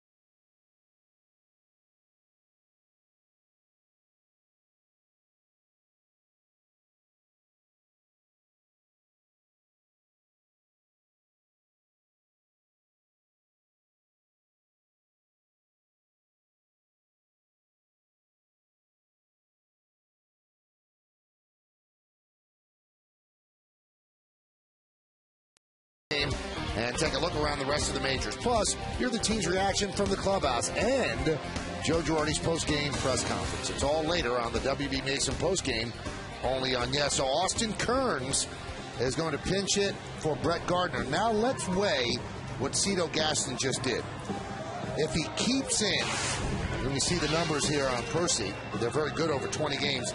If he keeps in Frazier, then he's going to face Gardner, who is less of a home run threat than Kearns, but he has to play it to the smaller part of the ballpark. This way, he brings in Percy, and Girardi answers with Kearns. Did Cito make the right move? Well, we'll find out. I agree with you. Kearns certainly has more power, but I think you mentioned one little caveat in that, Michael. It's a lot easier to go to right field here at the stadium than it is to left field. Yes, Kearns has more power. You looked at the numbers at Percy, very impressive.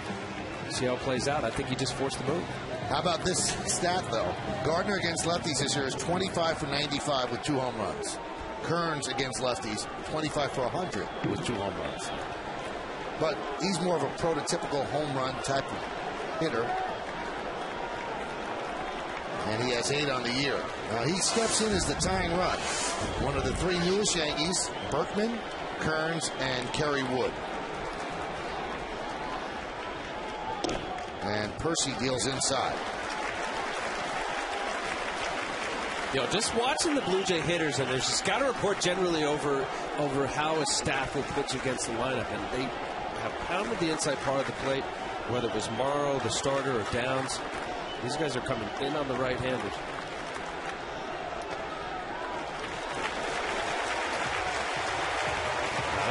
He's in the driver's seat right now. He got 2 good looks at fastballs inside on the inside part of the plate.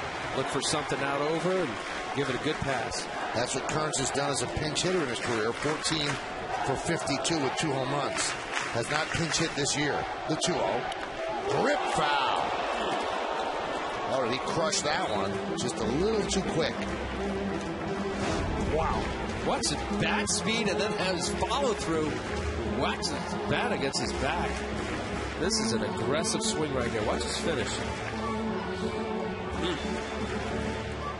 Well, just based on that, Michael, and what a swing, gets it out in front. 92-mile-an-hour fastball from Percy, pulling it like that. See him here pull the string possibly from Percy. A little changeup or a breaking ball. Oh, they gave him that strike on the outside corner, and Molina wants to talk with Percy. Well, he's given him multiple signs, and you saw Molina set up on the inside part of the plate. He's looking for maybe a slider, and this looks like it ends up being a changeup. It's 85 miles an hour, but you know what? He's setting up inside. Yeah, outside the corner. Yeah. Usually umpires see the catcher reach like that. They don't give him the strike, but he called the strike. 2 balls, 2 strikes, 2 outs, 2 on. Yankees down by 3. Bottom of the 8th. Austin Kearns pinch hitting. And a nice block there by Molina. Now, that helps the Yankees. Because you get an extra base hit, 2 runs are going to score automatically because both runners will go on the 3-2 with 2 outs. So you got that. Yeah, watch for the inside move. This is just usually a little swing move to make sure that the runners aren't going on the first leg kick. The first movement of Percy's leg kick.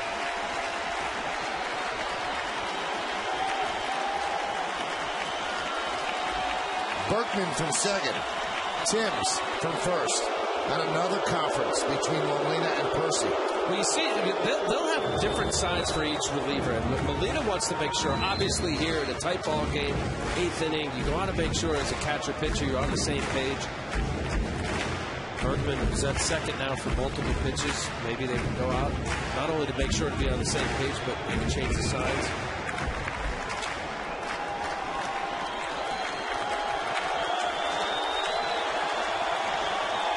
The 3-2. Grounded foul, they'll do it again. Runners were going. So a game that was 8-2 after 4.5 certainly has had some drama as the Yankees have managed to bring the tying run to the plate here in the bottom of the 8th inning. And still lurking for a possible 9th inning at bat, Alex Rodriguez. Brett Gardner now becomes a spectator. Nick Swisher has had a 2-run home run tonight. That was in the first inning. 3-2. Strike 3. Burns is down looking. Went back door, just nipped the outside corner, and Cito Gaston won that series of moves. No runs a hit, no errors, and 2 men left on base. Let's go to the 9th inning. It did clip the outside corner. Yankees down by 3.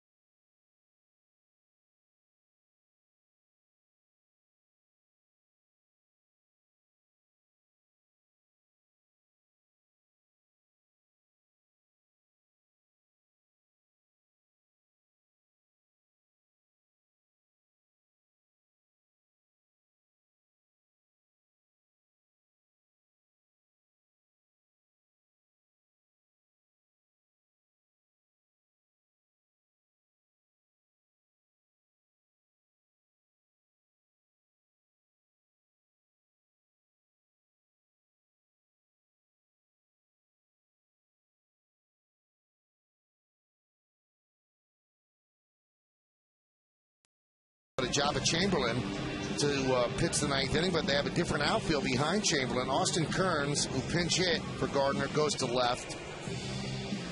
Swisher is going to go from right to center.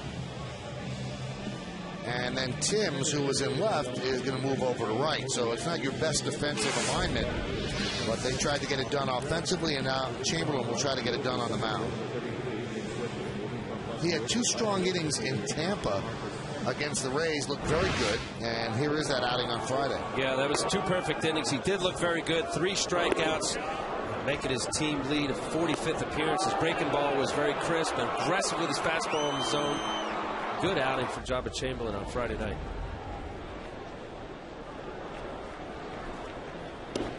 There's a breaking ball, starts him off with a strike. Last 7 games for Jabba, the previous 5, 6 innings, 12 hits. Has he straightened himself out? Last 2, 2 2/3, no hits. And no runs either. Bunted and foul behind the screen. Now, if you're wondering why Swisher in center and not Kearns, well, Kearns has played 68 games in his career in center field, and Swisher has played 131 games in center field. So certainly more experience out there. That's why they played it that way.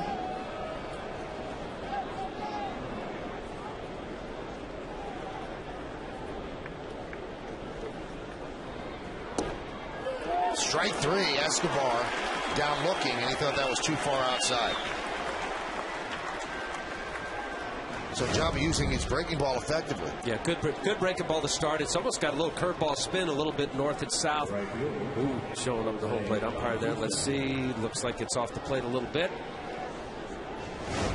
Not from Mike Everett, it wasn't.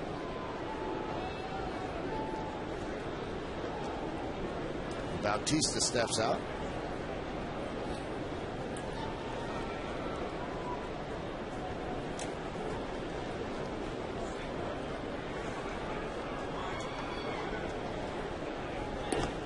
Pitch inside at 95.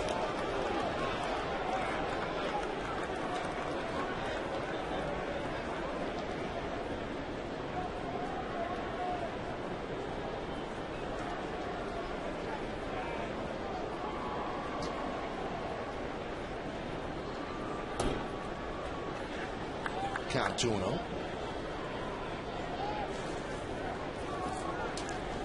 Kevin Gregg will try to close it in the bottom of the ninth.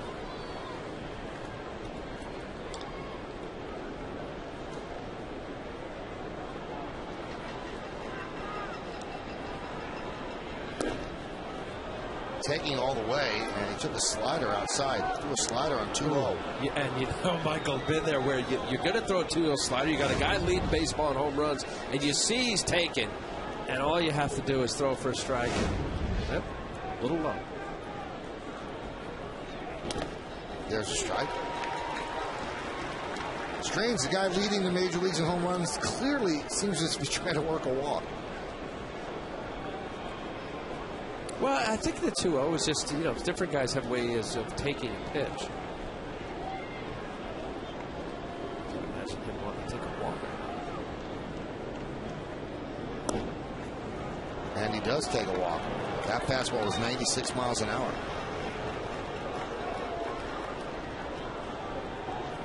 Well, if you put the line right now of pitchers around the game, Mike Everett's strike zone tonight was more on the higher part of the zone. Several pitches on both sides. It seemed like knee-high fastballs were called balls.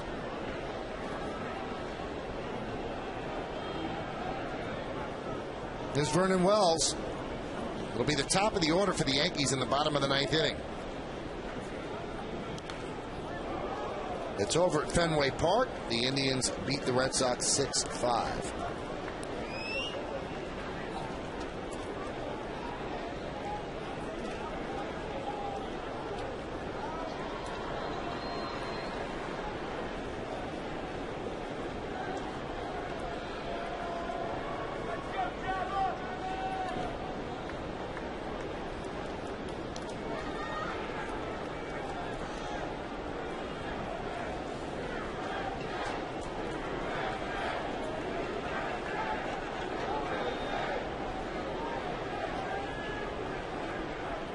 The 0-1. Ooh, fastball at 97 right by Wells.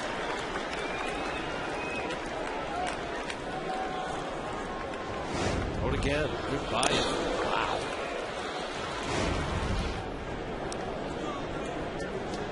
The presence of Kerry Wood, the effectiveness of Robertson. Does that push Java to another level? Make him throw a little bit harder. So much of this game is mental. So much is based on confidence.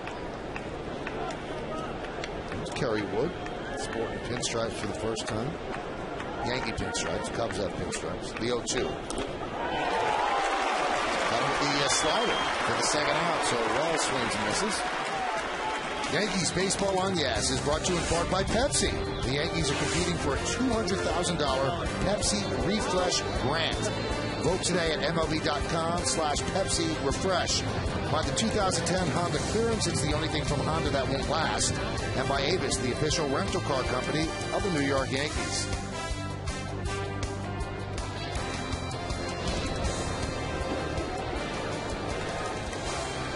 Here's Lyle Overbay with a runner on first and one out. 2 outs now.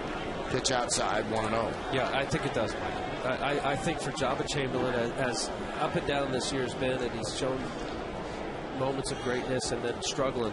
Yes, when you hear about either trade rumors or they're bringing in help, and now Robertson getting more meaningful innings, it should. If what it takes to want to be great and pride and all that, there's no question about it. He's got to know that they're looking for help to support the bullpen. Overbay 5 for 12. That's 417 lifetime against Chamberlain.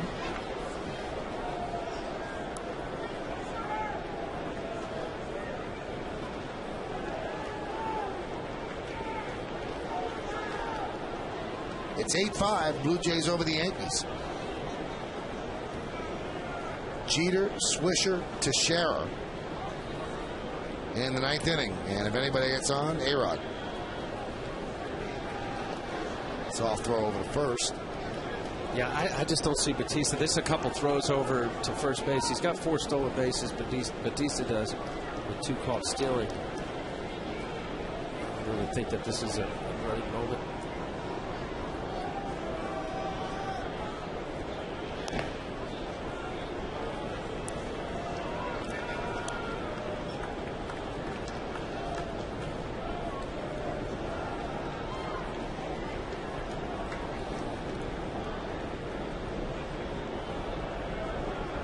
On deck, Aaron Hill.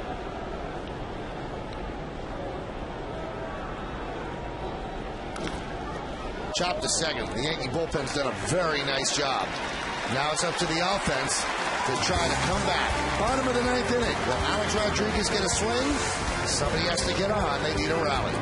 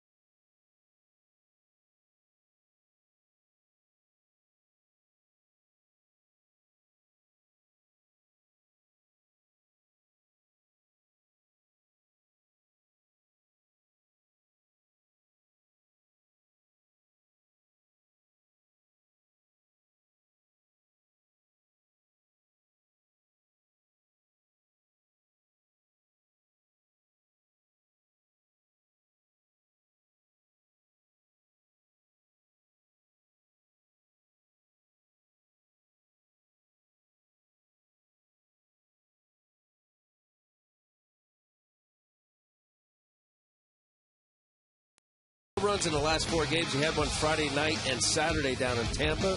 The Land Rover drive of the game. And Nick is second up this inning. And he'll face Kevin Gregg, the closer. 23 saves for Gregg. 33 hits in 40 and 2/3 innings. Obviously the 22 walks more than he would want, but 43 strikeouts. Yeah, that's been a nice sign for the Blue Jays. Ended up being a solid closer for the Jays. Talked about also another guy that was in some trade talks. Blue Jays ended up holding on to all 3 of their top relievers. Gregg, 10 of his last 11 appearances have been scoreless. Against the Yankees, 7 games, 4.50 ERA. Strike. He's pitched 14 innings against the Yankees, 19 hits, 7 runs, 8 walks, and 23 strikeouts. And this is what Jeter has done against Gregg, 2 hits and 6 at-bats. Jeter 2 for 4 tonight with 2 singles and 2 runs scored. Count 1-1.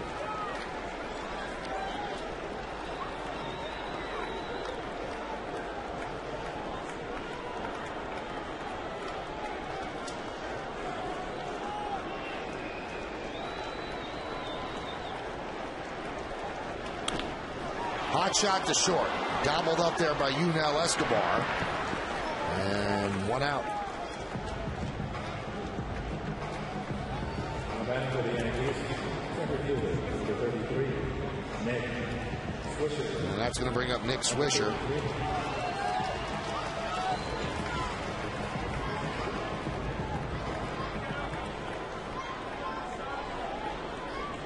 Swisher, 2-run home run in the first. We just showed you that with the drive of the game. Since then, grounded out sharply to first, flied out to right, and grounded out to second.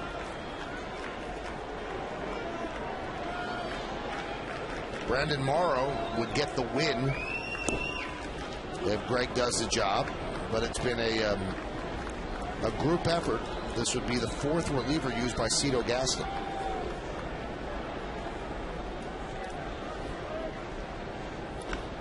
Driven deep to right. There it goes. See ya. A long home run for Nick Swisher. His 2nd of the night. Toronto now leads 8-6. Swisher with 4 home runs in 4 games. Well, maybe 2. drives of the game right there. Certainly Swisher getting all of that deep in the second deck. 22 home runs on the year. You talk about a guy that really has been locked in for the most part. Making the All-Star team. 16th multi-career home run game for Swisher. Knew it right off the bat. This ball was a bomb right here. Mid-second deck. That means A-Rod's going to get an at-bat, but the Yankees are worried about trying to win this game as Teixeira takes a pitch outside. Swisher with a 2-run home run in this game. That was in the 5th inning. And the count 2-0. Did that scare him away from the strike zone for a moment as Molina goes out and talks?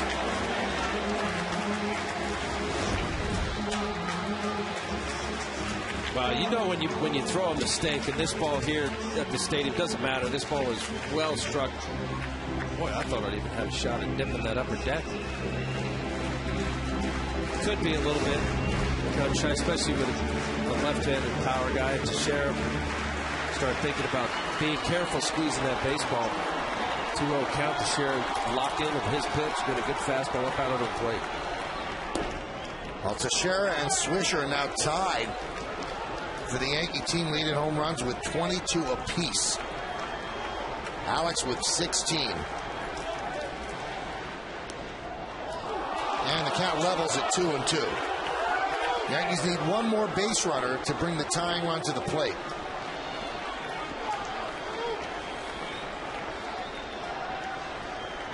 And the pitch struck him out. So that brings up Alex needing to get on base to keep the game alive. And they bring in the specially marked baseballs. Number 13, Alex Rodriguez. Well, they've said it over and over again. The best thing for Alex is to come up in a situation where he has to get a base hit, where he's not thinking home run. He just wants to take the ball up the middle, and then if he hits the ball well, then it could go out. Alex 0 for 4 tonight, 9 for his last 42 since his last home run. He's sitting at 599, looking for his 600th. Greg deals outside.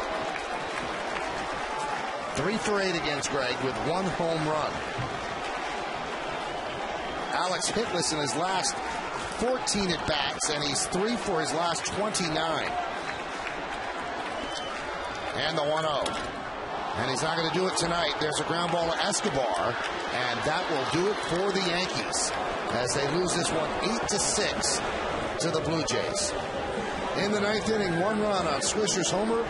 No errors and nobody left on base, and a bad night for Alex as he goes 0 for 5 in the losing cause. Stick around for the postgame show to find out who's tonight's Chevy player of the game. So each team with 10 hits, but the Blue Jays, because of that 7-run 5th inning, they hold on. They beat the Yankees 8-6. We'll be back.